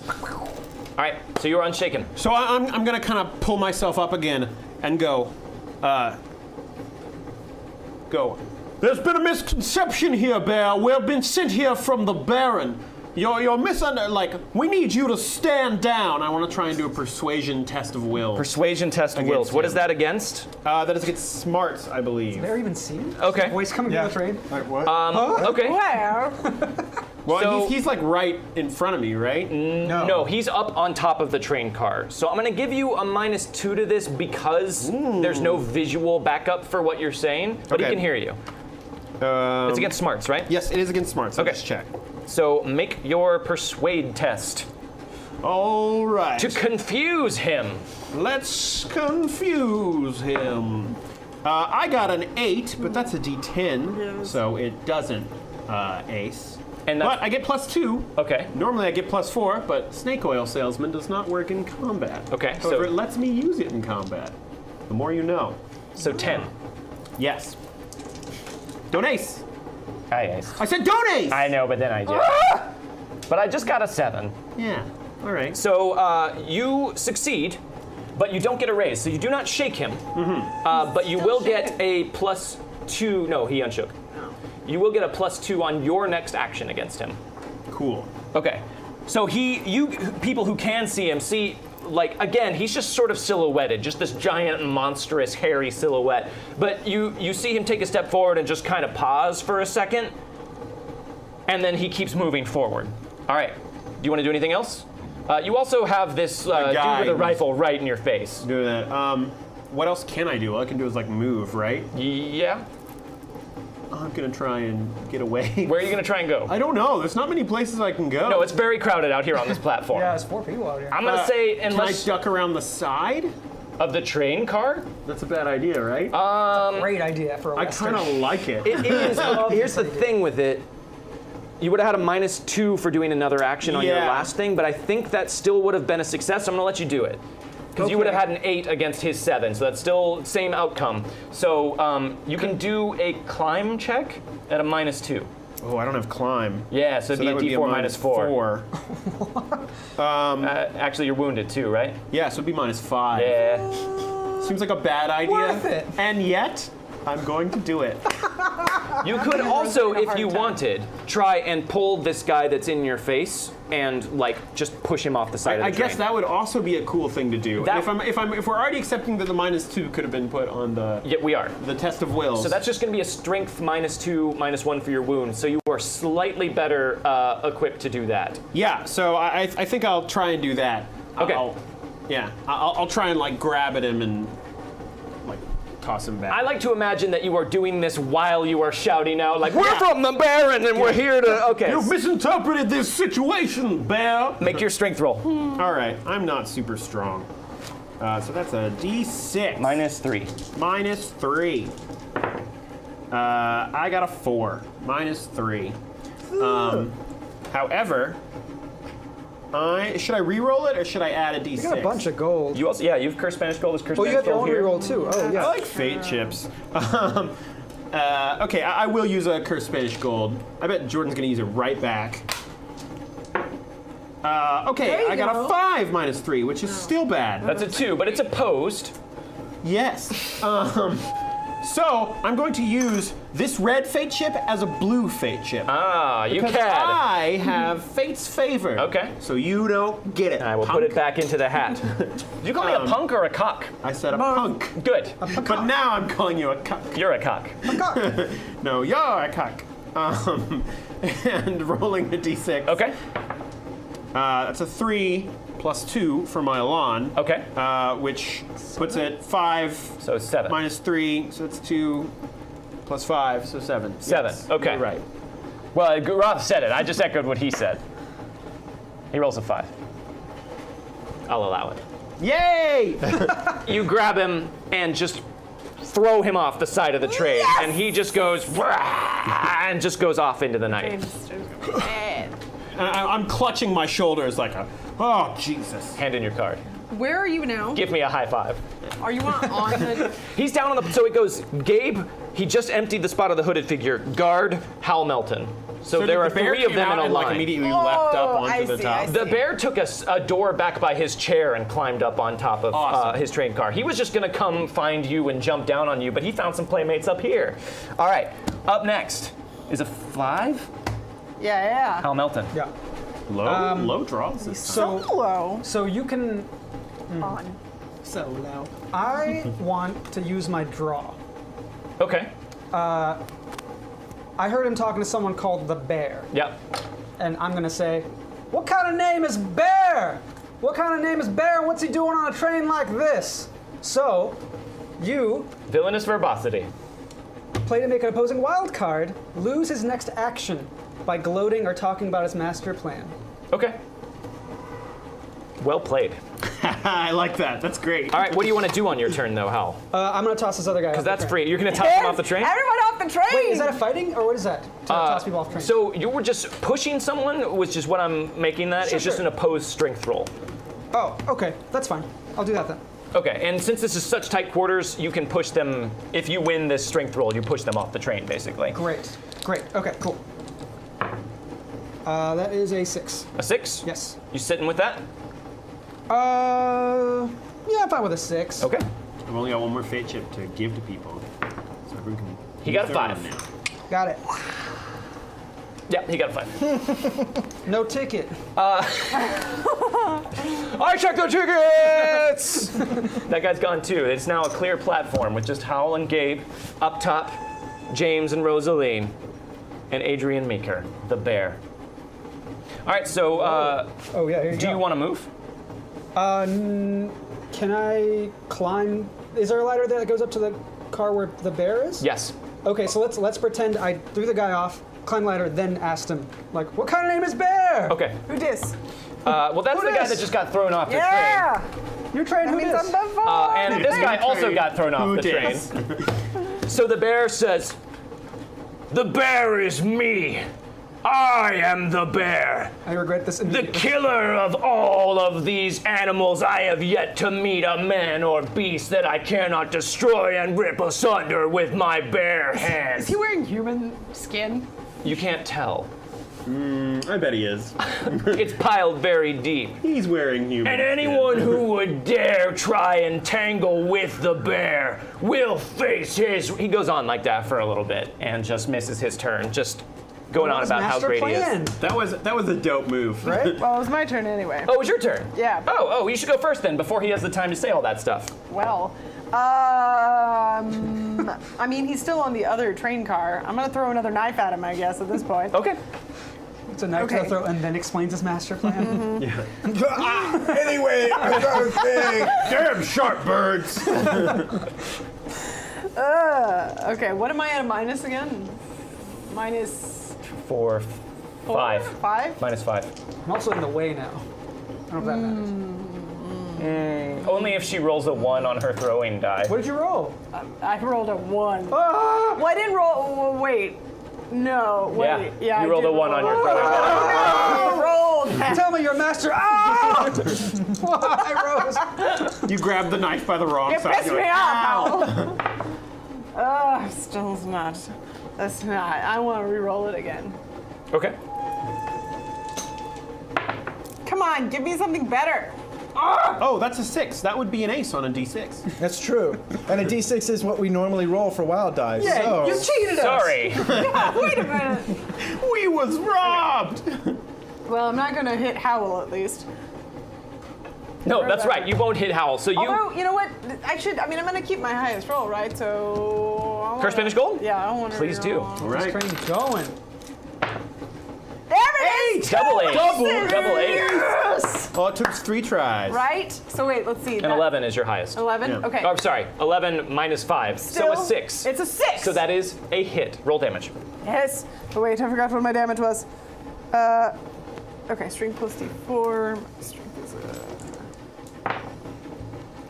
is 7. 7. All right. So you throw another dagger out, arcing at him, just past the side of Howl, expertly thrown. Move, Howl! And you see the bear just go like Get out of the that. way! And you hear a metallic clink, and you just see your knife go sailing off into the night. No knife!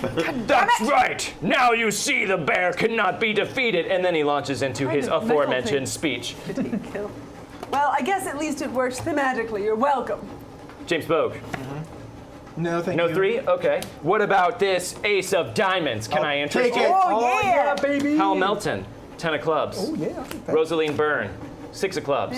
Okay. Gabriel Pryor, 7 of clubs. 7! The bear, 2 Yes! of diamonds. Yeah! All right, Slow bear. It makes sense. He was a bear. Yeah. James. But he's like big and bulky. Right? He's carrying He's too many covered in things. skins. That was dumb of him. It's too many skins. You're a good shot. I get tired of one. Right? I know. Right? You're not still rusty with a gun now, are you? Just a heads up, guys. We're gonna go a little over.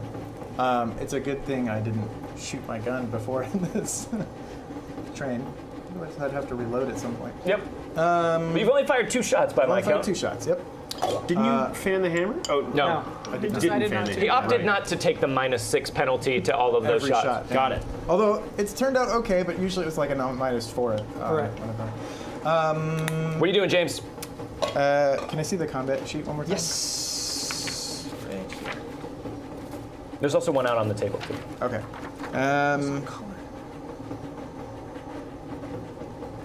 Would you like to go on hold while you figure out what you're gonna do? I would like to go on. He's hold. in no danger of going Yeah, before you. I would All like right. to go on hold. Hey, Thank you for the sub! Last Adonite. Thank you for the sub. thank you very much. Be sure to whisper BSB Care 1 Yeah. in chat and let us know who you want your sub reroll to go to at the table. Can't be me. Hal, you're up next. So just to make it clear, I went on the same car that the bear is on. Yeah, you Correct. are Okay, you are great. within like you could walk up to him and punch him. That's the plan. All right. I'm gonna start walking up, rolling up my sleeves, and realizing how large he is, and then. The closer you get to him, the more he towers over you. No stopping me now. He's still talking about it. He doesn't even flinch at you walking up to Meanwhile, him. I'm all like, God damn it. Everybody get out of the way. I take a swing and just jump off the train. Okay, good. All right. So what are you gonna do, Hal? Yeah, I'm gonna take a. I want to aim at his face, but it might be too high for me to aim at. You can aim. You can jump and hit him in the face. You're gonna make a called shot to his face.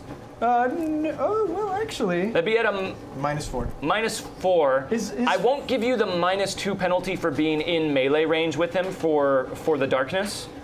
So you'd be at a -4 to hit him in the head. But if you do that, you're gonna do, I believe, +4 damage. Well, ignore armor if successful, and then Yep. +4 for head. Yep. I punch him in the face.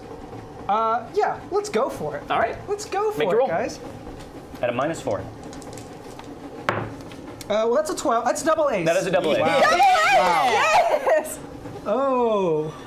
Thank you for the What's up, sub. homebrew dwarf? Obviously, subbing in response to double A's. Yeah. Yes! So I had all those together? No. No, just the highest. Would Great. be So that would be 18. -4. 14. Yeah. 14. All right. That's a hit with a raise. yes. The bear cannot be defeated. The bear. You just jump up and just slow motion, just punch Howl him in the punches face. a bear in the face. So roll your damage and add a d6 for your raise, Okay. My and then damage- add 4 for hitting him in the head. D20 Secret Society gives their reroll to Megan. Thank you. Thank you. There you go. And Last Adonite gives their reroll to Gabe. Nice. So it's strength plus d4, and then what did you say to add? Another d6 A d6. A d6. Okay. for the raise. And then I add 4 on top of this. Correct. I also add 2 on top of this because that's my unarmed strike. Okay, so +6 to this roll. Yeah. So that is a 4, 4, 10, so 14, and I can't reroll damage. 16, right? Oh, yeah, yes, 16. 16. Okay. That is a hit with a raise. Yes. But because it's the bear. Because it's the bear. You said that every single time. Guys! What is this guy called? The bear! I mean, with a name as stupid as Adrian Meeker, yeah, I'd pick a better name too. It's a 4. It's a 9. Oh. Or, Is it a 6? I can't tell. it's a 9. Okay. So he soaks both of those. Both of those? So you come running up to him, and you jump up in the air and just punch him right in the face. And you feel your fist connect with him, and it's like hitting a brick wall. And he just sort of like turns his head slightly to the side, and you come back down to the ground and just clutch your hand. And he says, "Ha! Bring on the challenge!" What the? I look back at Bogue, I'm like, what? That was a super cool move. That was The important thing is you guys are burning through his fate chips. We are ripping his Yes. fate chips At apart. least there's that. All right, James. Someone's in my way. No, you're fine. He's gigantic. He crumpled also after hitting yeah, him. He's okay. down on the ground now. All right. I'm just gonna take a shot at him. A single shot, normal shot. Yeah, a normal shot. Okay. So you're at no penalty. Just a normal shot because Yeah. you're +2. If you're not moving, your +2 would just negate the I'm darkness at a penalty. +1 then. Yeah, you're at a +1. Yeah. But you ignored his armor for that called shot, right? Yeah, it's Okay, cool. he only has 1 point of armor Oh, from all of his hides. Oh, okay. I thought it'd be a lot more. He just has a super high toughness. I got you. Yeah. That's a 5. 5? 6. 6 is a hit. So roll damage. Oh, Yeah. ace, ace, baby, ace. 7, 8, 9. Okay. You fire a shot, and the bear is just looking down at Howl and hears a gun go off, and again just raises one arm, and you hear a pa-ting! And he says, "Oh, put your guns down and come face the bear like the prey that you are." Hand in your card. There you go. I'm regretting this. All right. Between the two of you, who's next? I've got a 7. I've got a 6, so it's you. Where's your card? I don't know. That's what I'm wondering. Okay. Well, It's Gabe's gone. going first, and then we'll find that card later. It gone. It gone. Totally Car gone. Gabe, what do you want to do? There it is. Whew, okay. Bye, so Megan. they're fighting. They're like fighting up on the top of the car now, and I'm Lucy, down. fighting is a strong word for what's happening, Yeah. but yes, they are engaged in melee. I punched Okay. and gave up immediately. I have never succeeded in a persuasion test of wills that has made any importance. But you know what? I'm gonna try it again. Okay. I guess I succeeded last time, but I've never shaken somebody well. But I'm gonna try one more time. I'm gonna yell up and be like, "There's no need for this to be an execution, Bear. The Baron is very unhappy with you. Just back down." Do you want to climb up the ladder so that you are visible? Yes. Okay. Is that That'll get rid of your -2. okay? I would like to do that. Okay. Yes. Do it. Did I say homebrewed dwarfs reroll? You did not. Okay, homebrewed dwarfs reroll goes to Howl Milkman. You gotta use those. Yeah. I keep succeeding. I can't reroll damage. All right. So you remember you're also at a +2 for succeeding Exactly. against him last time. Right. So you are at I'm a. counting on it. Yeah. Okay. Here we go. All right. Boom! Aced on a D10. Okay. Oh! So that is a 14 plus 4, so that's an 18. 18 against his smarts. Yes. Plebe dumb. He ain't the smartest. He didn't ace none. All right. So what did you say? I said, back down. The Baron is unhappy with you, but this doesn't have to be an execution, Bear. So he's up there just exulting in his victory, his assured victory. But he sees you poke your head up and you say that, and he says, you look like one of them fancy coats that the Wraith might deal with. Hold on, what's going on here? And he seems confused. He's shaken. The Wraith? You also get a +2 To my next action against him. Yep. I'll just keep chaining these together. Just log off the You train. intimidated? Is that what you did? No, I used persuasion. He has to will them. Oh, just will. Only he's I shaken. can do that. Okay. All right, Magic ability. you're up. 6 of clubs. So what did that I'm do gonna for take you? this. It I get a you- +2 on my next action against him. For you, just you, right? Yes, and he's shaken. I just want to. I don't know how well he can see me. He can't see me at all, right? He can see the outline of you. I'm just gonna go because he's facing me, right? He's And facing the train all is of you. heading this way. Yeah, he's I facing. His back is want- to the direction the train is going. I want to Smoke use is a billowing smarts past trick. him. Okay. And I want to go tunnel. Okay. Do it. When she says that, can we all get down? Okay. Everyone's looking that way. That's funny. Go So you're using a smarts trick. Yes. Okay.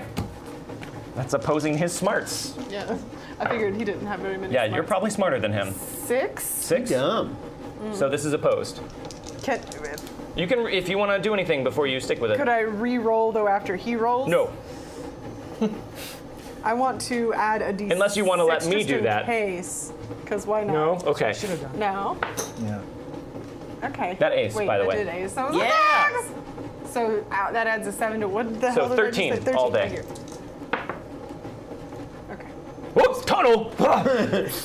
So that He ducks down. Okay, so he's already shaken. so that gives him that's a -2 parry until his next action. for everybody. Okay. Nice. So that should up like So- you're basically at a +4. I'm just gonna let you know well for for parry. Fight him. for next time.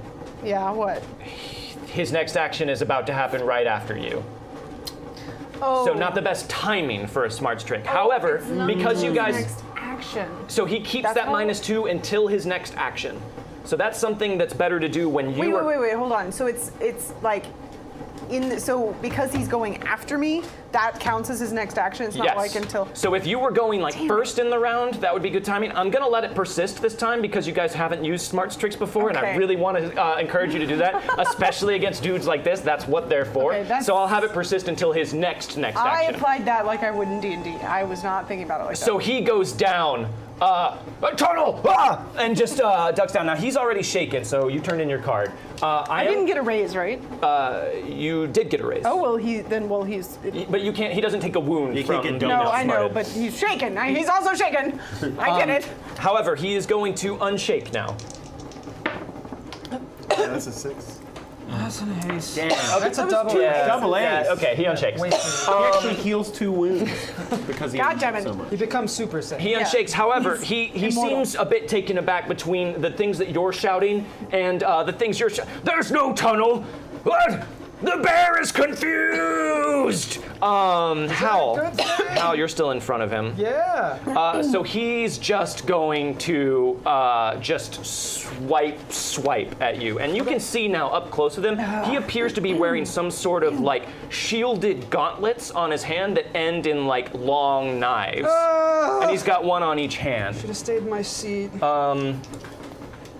Okay, fighting as a D10. That is a 6. What is your parry? My parry's an 8. Your parry is an 8. All right, so that first one is a miss. I get to counterattack if a foe fails fighting. He did fail fighting. I'm a punch him back. You do have counterattack. Okay. So That's your new edge. that's my new edge. Yeah, I'm a punching machine now. Fighting attack at -2. A foe fails fighting. That's cool.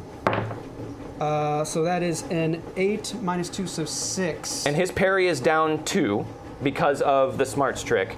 So that will hit. Oh, excellent. Great. Nice. Roll damage. I'm gonna damage it Parry's up an then. 8. Wow. Let's see. This would be strength plus this. It's Plus the a bear, D4. you guys.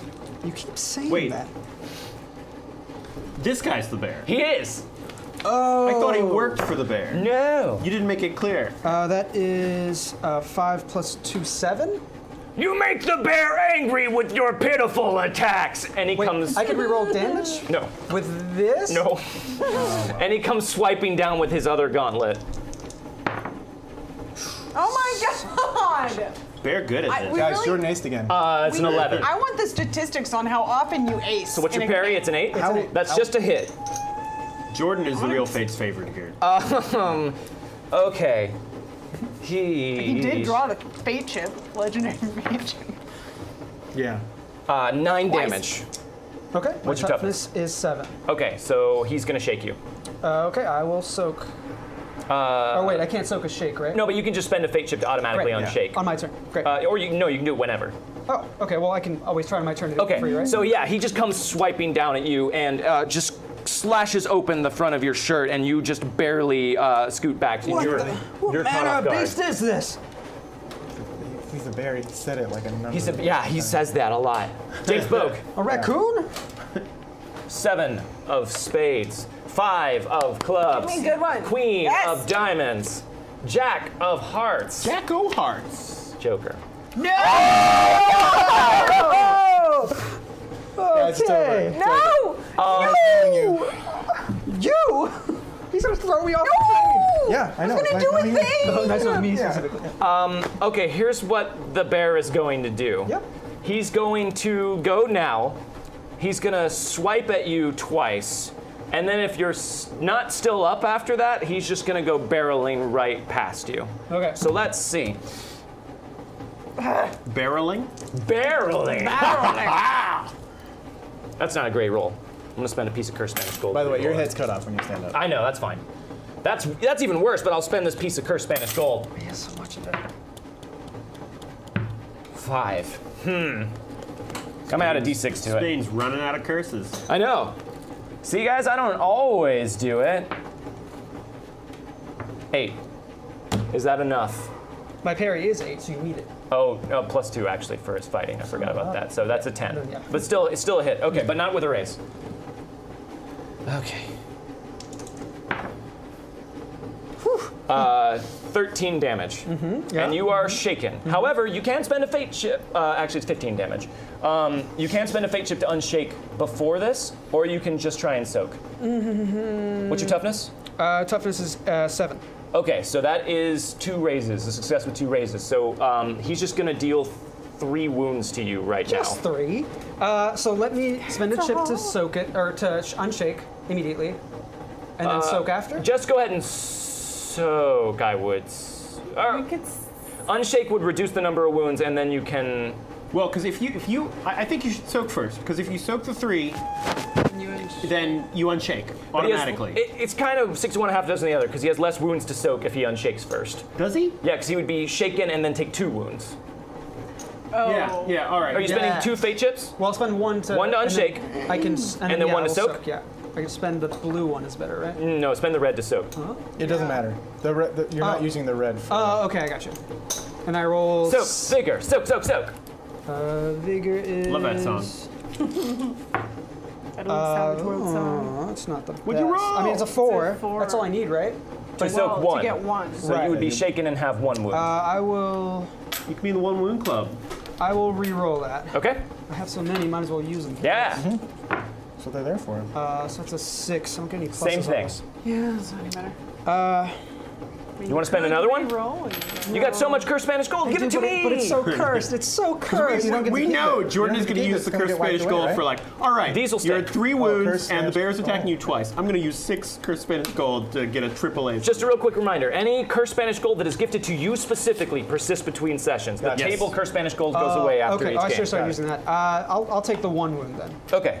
Did you want to use one of those instead of one of yours? Yeah, that'd be great. Thank you. Okay, so you are shaken and you have 1 wound.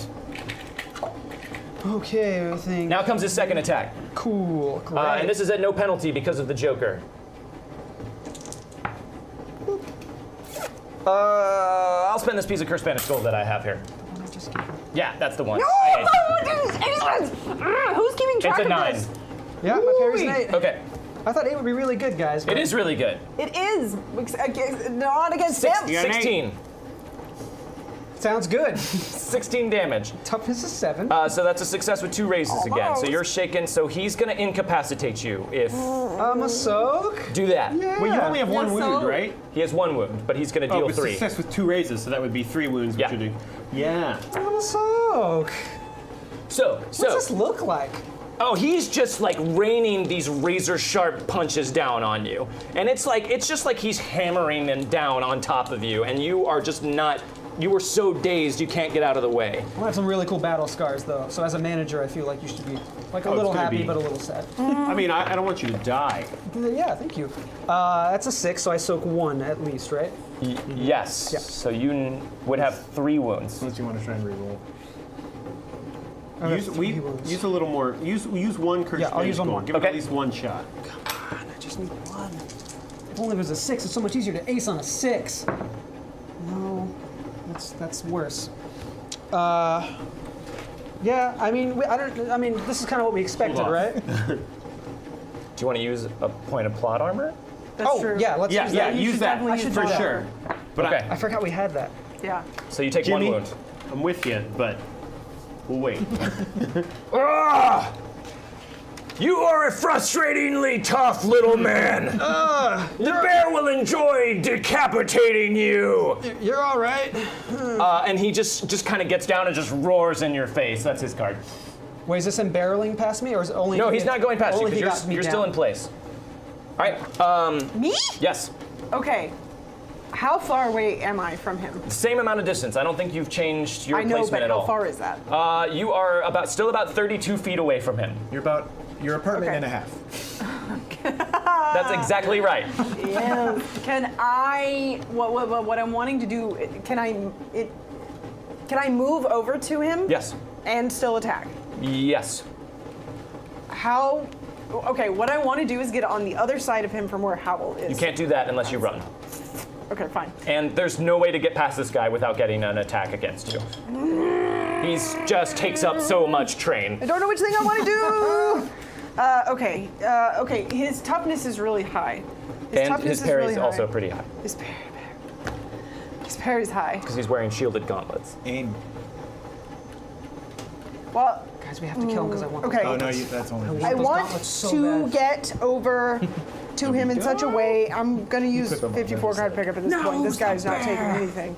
So, but I don't want to hit Howl. You gonna can't kill do him. it without Can't do hitting it. Howl. I'll say this. If you can get over there and you cast it with a raise, you can miss Howl. But if you don't cast it with a raise, Howl's gonna get caught in this 54 card Yeah, pickup. I'm probably not gonna. He'll risk get that. shredded. Yeah. Like that witch lady. Yeah. She didn't have. You a might face. skeletonize Howl. You unfaced her. I unfaced her. Haven't I suffered enough? I just wanted a quiet okay. train ride, guys. I'm Just go going take our to seats. He won't mind. run over to him, pulling Mary out, and I want to. I basically want to run Bear over wears no there. hat. I don't know if Acrobat can help me here, but I'll do something really cool. But I'm just gonna run over, and I want to jump up and try and bring this down, like right here in his neck, between his neck and shoulder. So it sounds like you're trying to make a called shot. Is that what that is? Yeah. That doesn't seem good. So Acrobat's going to help you because it's going to give you a +2 to getting across the train car without falling off into the night. Yeah. So make an agility roll to cross the car. Okay. And then you're going to run up and jump, and you're going to make an attack at a -4 to stab that into his neck. Yeah? Okay. All right. Go for it. Agility to cross the cars. 8. Yeah. 12. No problem. So Rosaline sees what's happening. 14. She sees Howl just getting hammered and just blood spraying off from the deep slashes that these gauntlets are carving into him. And you just run across and just jump the divide with no problem and come down still running and run up and jump up to stab the bear in the neck while he's distracted, Yes. murdering Howl. Yes. Yes. Do you get the ganging up bonus? Do I? That's Yeah. what I was wanting. Yeah. Okay, so that's a +1. So wait, I'm at a -4 for this. You're at a -3 So I'm altogether. a -3, and this is one of my knives. And I'm using fighting at this point, right? Yes. Okay. 5. So I'm a -3. That's not enough. That's a 2. That's a 2. You gotta beat his parry of 8. I'm gonna reroll using that. Reroll. Give me ace! No! Critical failure. But don't worry, you keep the highest, so. But it's not enough. And also, you cannot re-roll that with Curse Spanish Gold.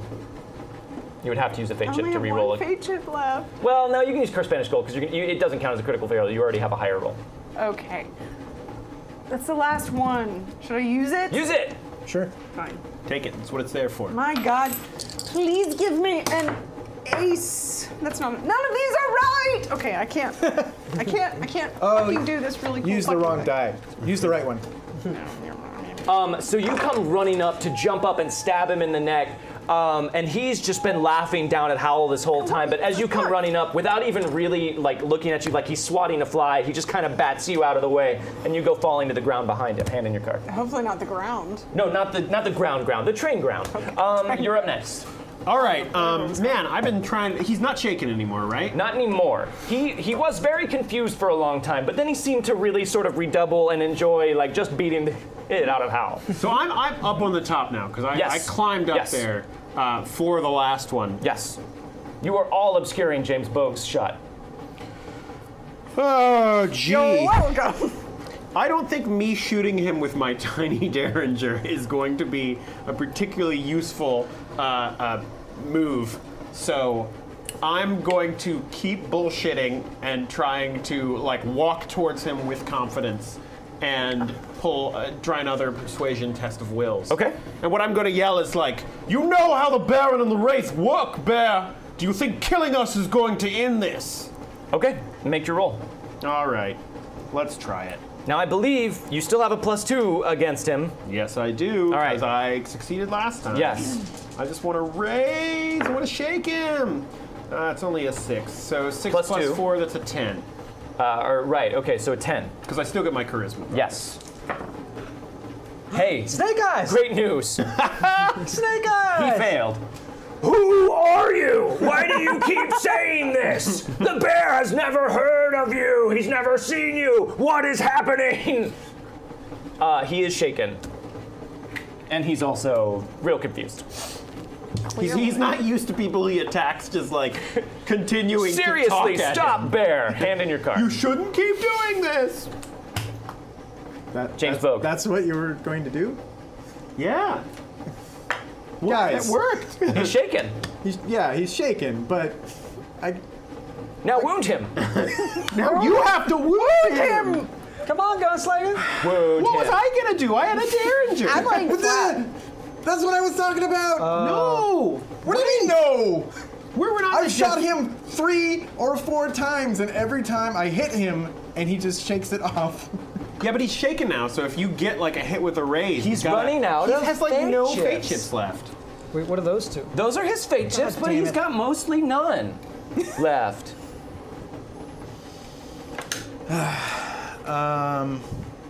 My apologies. Besides, now I have 3 freaking people in front of me. It's okay. You can still make But the I'm shot. on the ground, right? Good shot, man. You're just pretty, you're a good shot. You're just at a -3 and don't roll a 1 on your shooting die.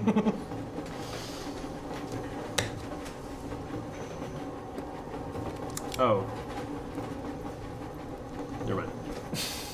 Still good. What are you doing, James Bogue? Home stretch. All right.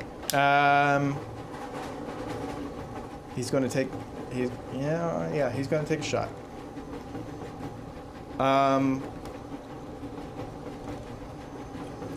Yeah. I'm just going to take a shot. Okay. Normal shot.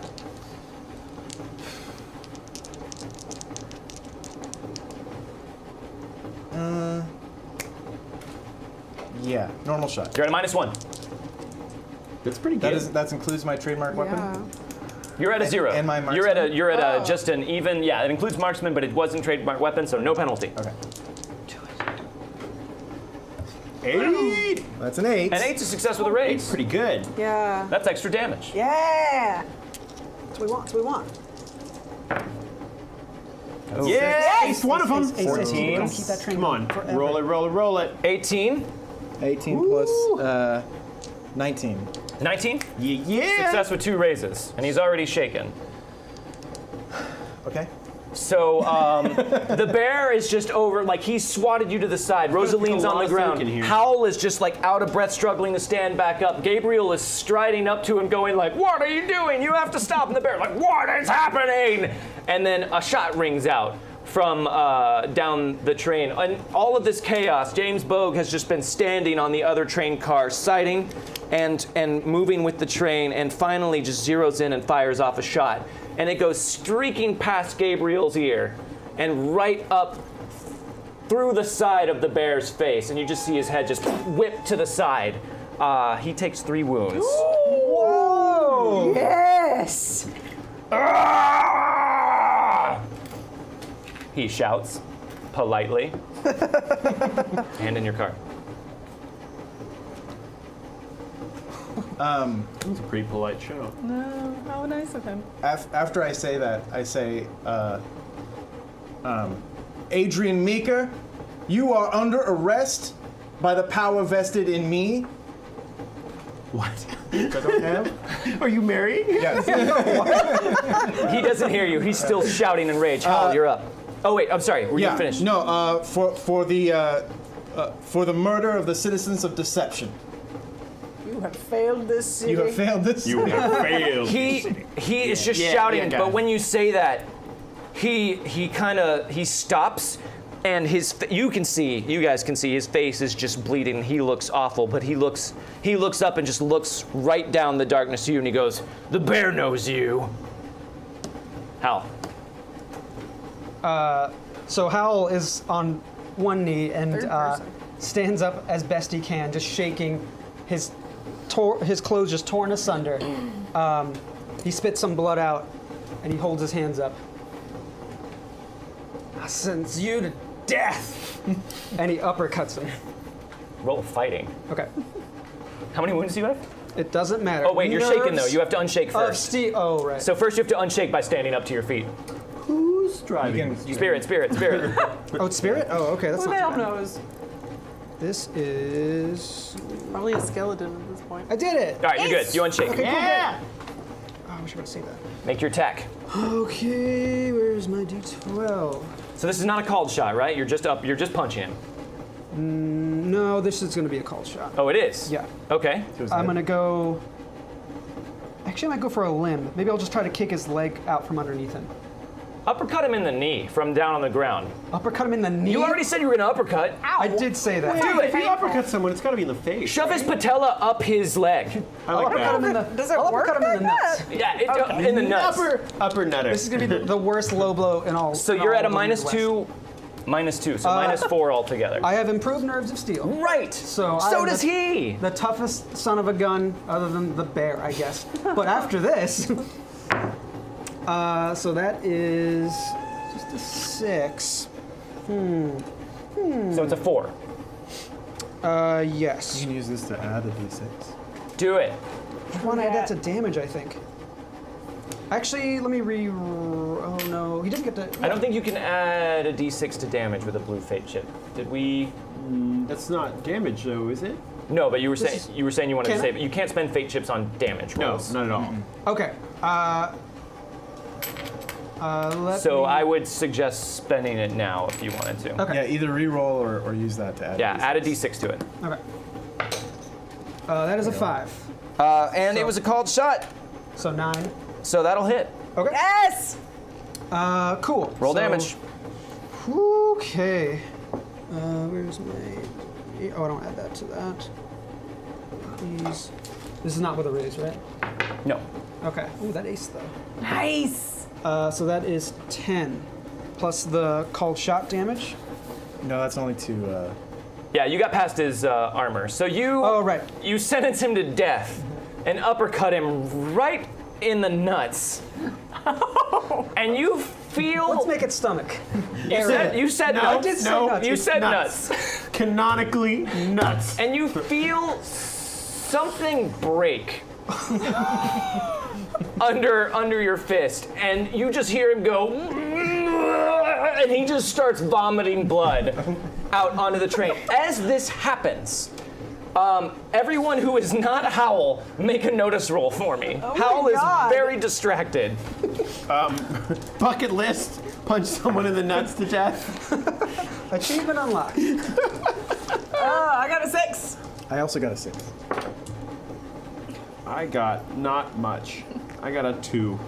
Okay, I got a rock. you don't see this. You are distracted. You get splattered in the face by some of this blood that the bear is I guess vomiting. my 2 is actually a 1 because I have a wound, so. Oh yeah, okay. You guys see some sort of bright object in the sky come rocketing out of nowhere and like threading the needle into the window of the front of the train. Enemy of my enemy was unlocked by chat. You have no idea what happened, but something came shooting into the front of the train. The bear goes. The bear goes down on his knees and just is like, he just looks ghastly, and he's just gasping for air. Gasping for bear. And then you guys hear this horrific squealing sound, and all of a sudden the train comes to a really rapid stop. Can everyone make an agility roll for me? Ooh. Can I use acrobat? Yes, you can use acrobat for this. Wait, I'm not shaking. Remember to add your wound penalties to this. Ooh, I got a 2. Okay. Ace. I'm like really agile. Okay, all right. 17, So 18, you 19, 20. succeeded the crap out of it. Can I like 20? give mine to someone? Nope. Yes. 20. 7. 7, okay. 5. 5?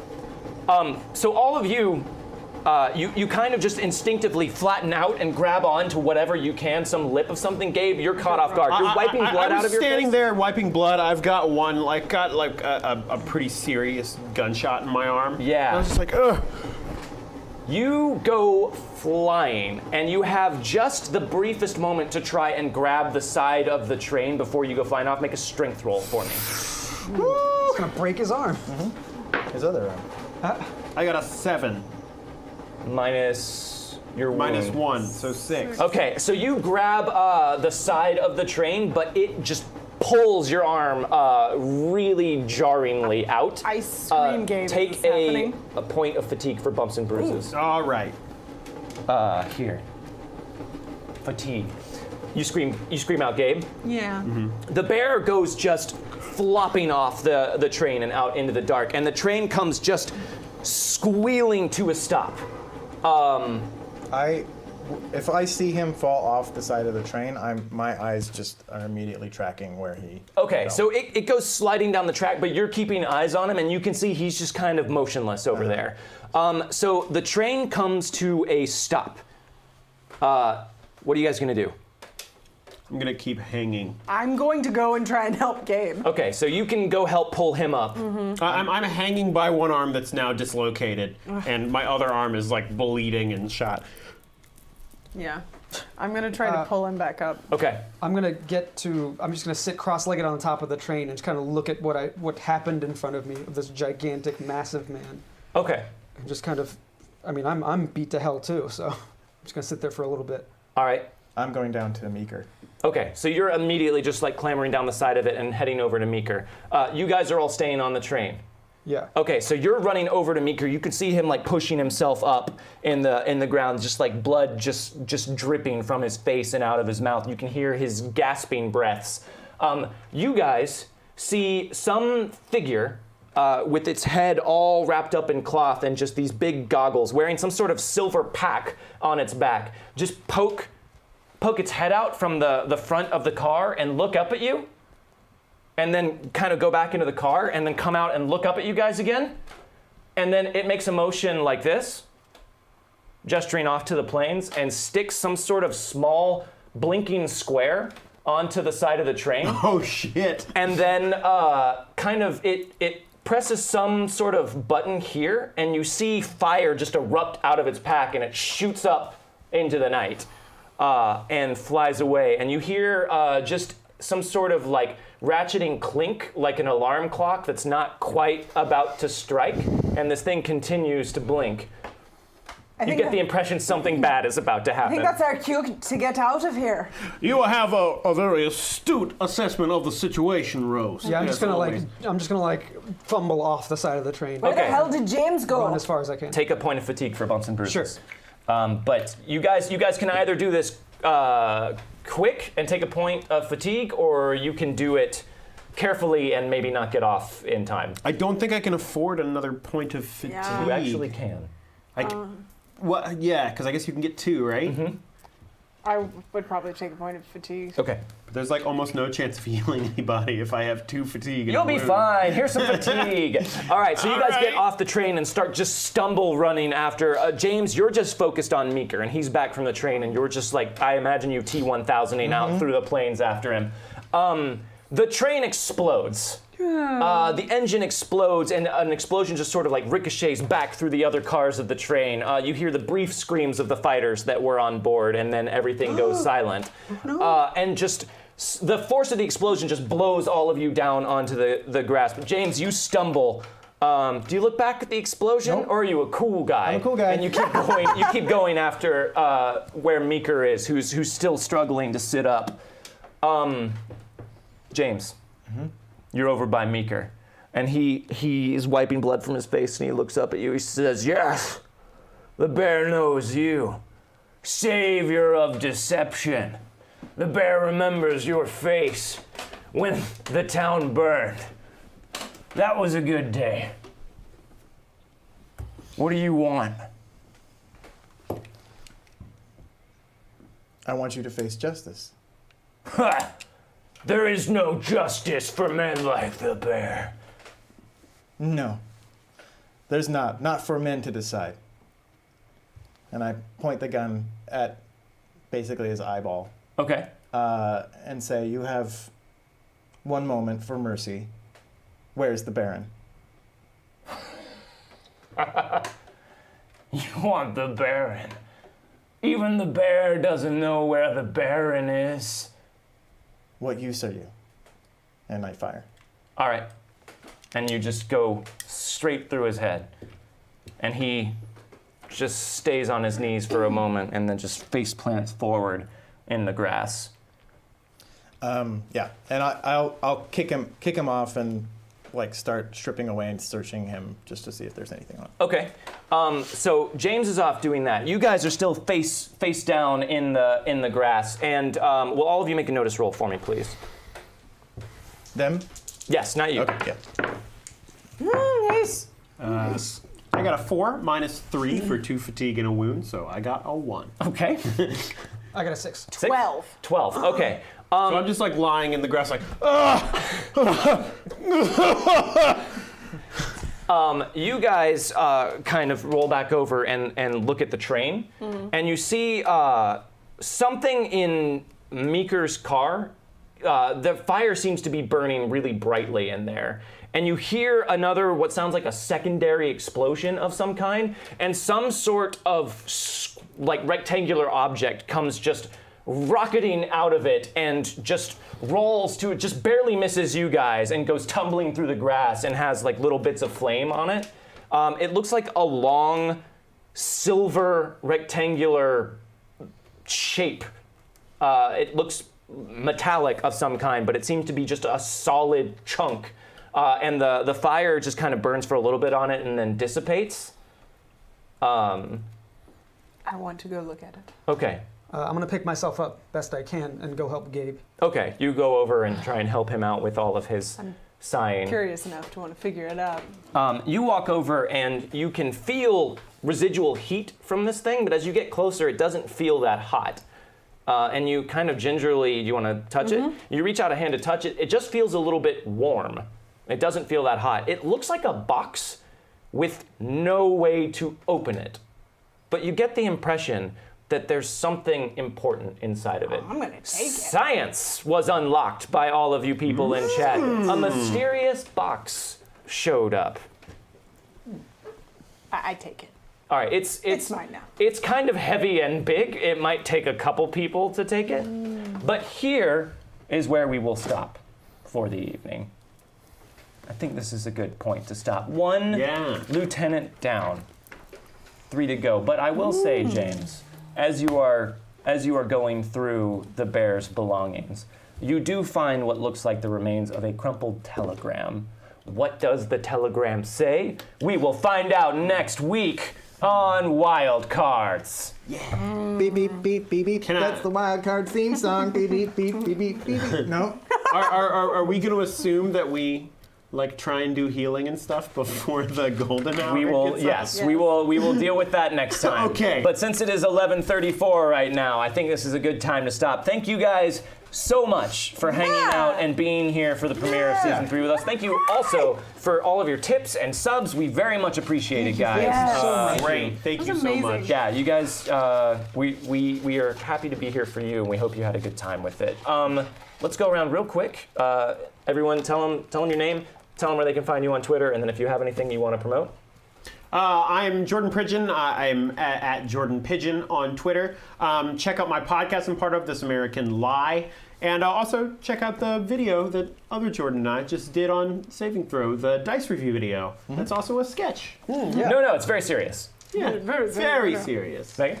I'm Meghan Caves. You can find me on Twitter at Meghan Caves. My name is spelled Meghan.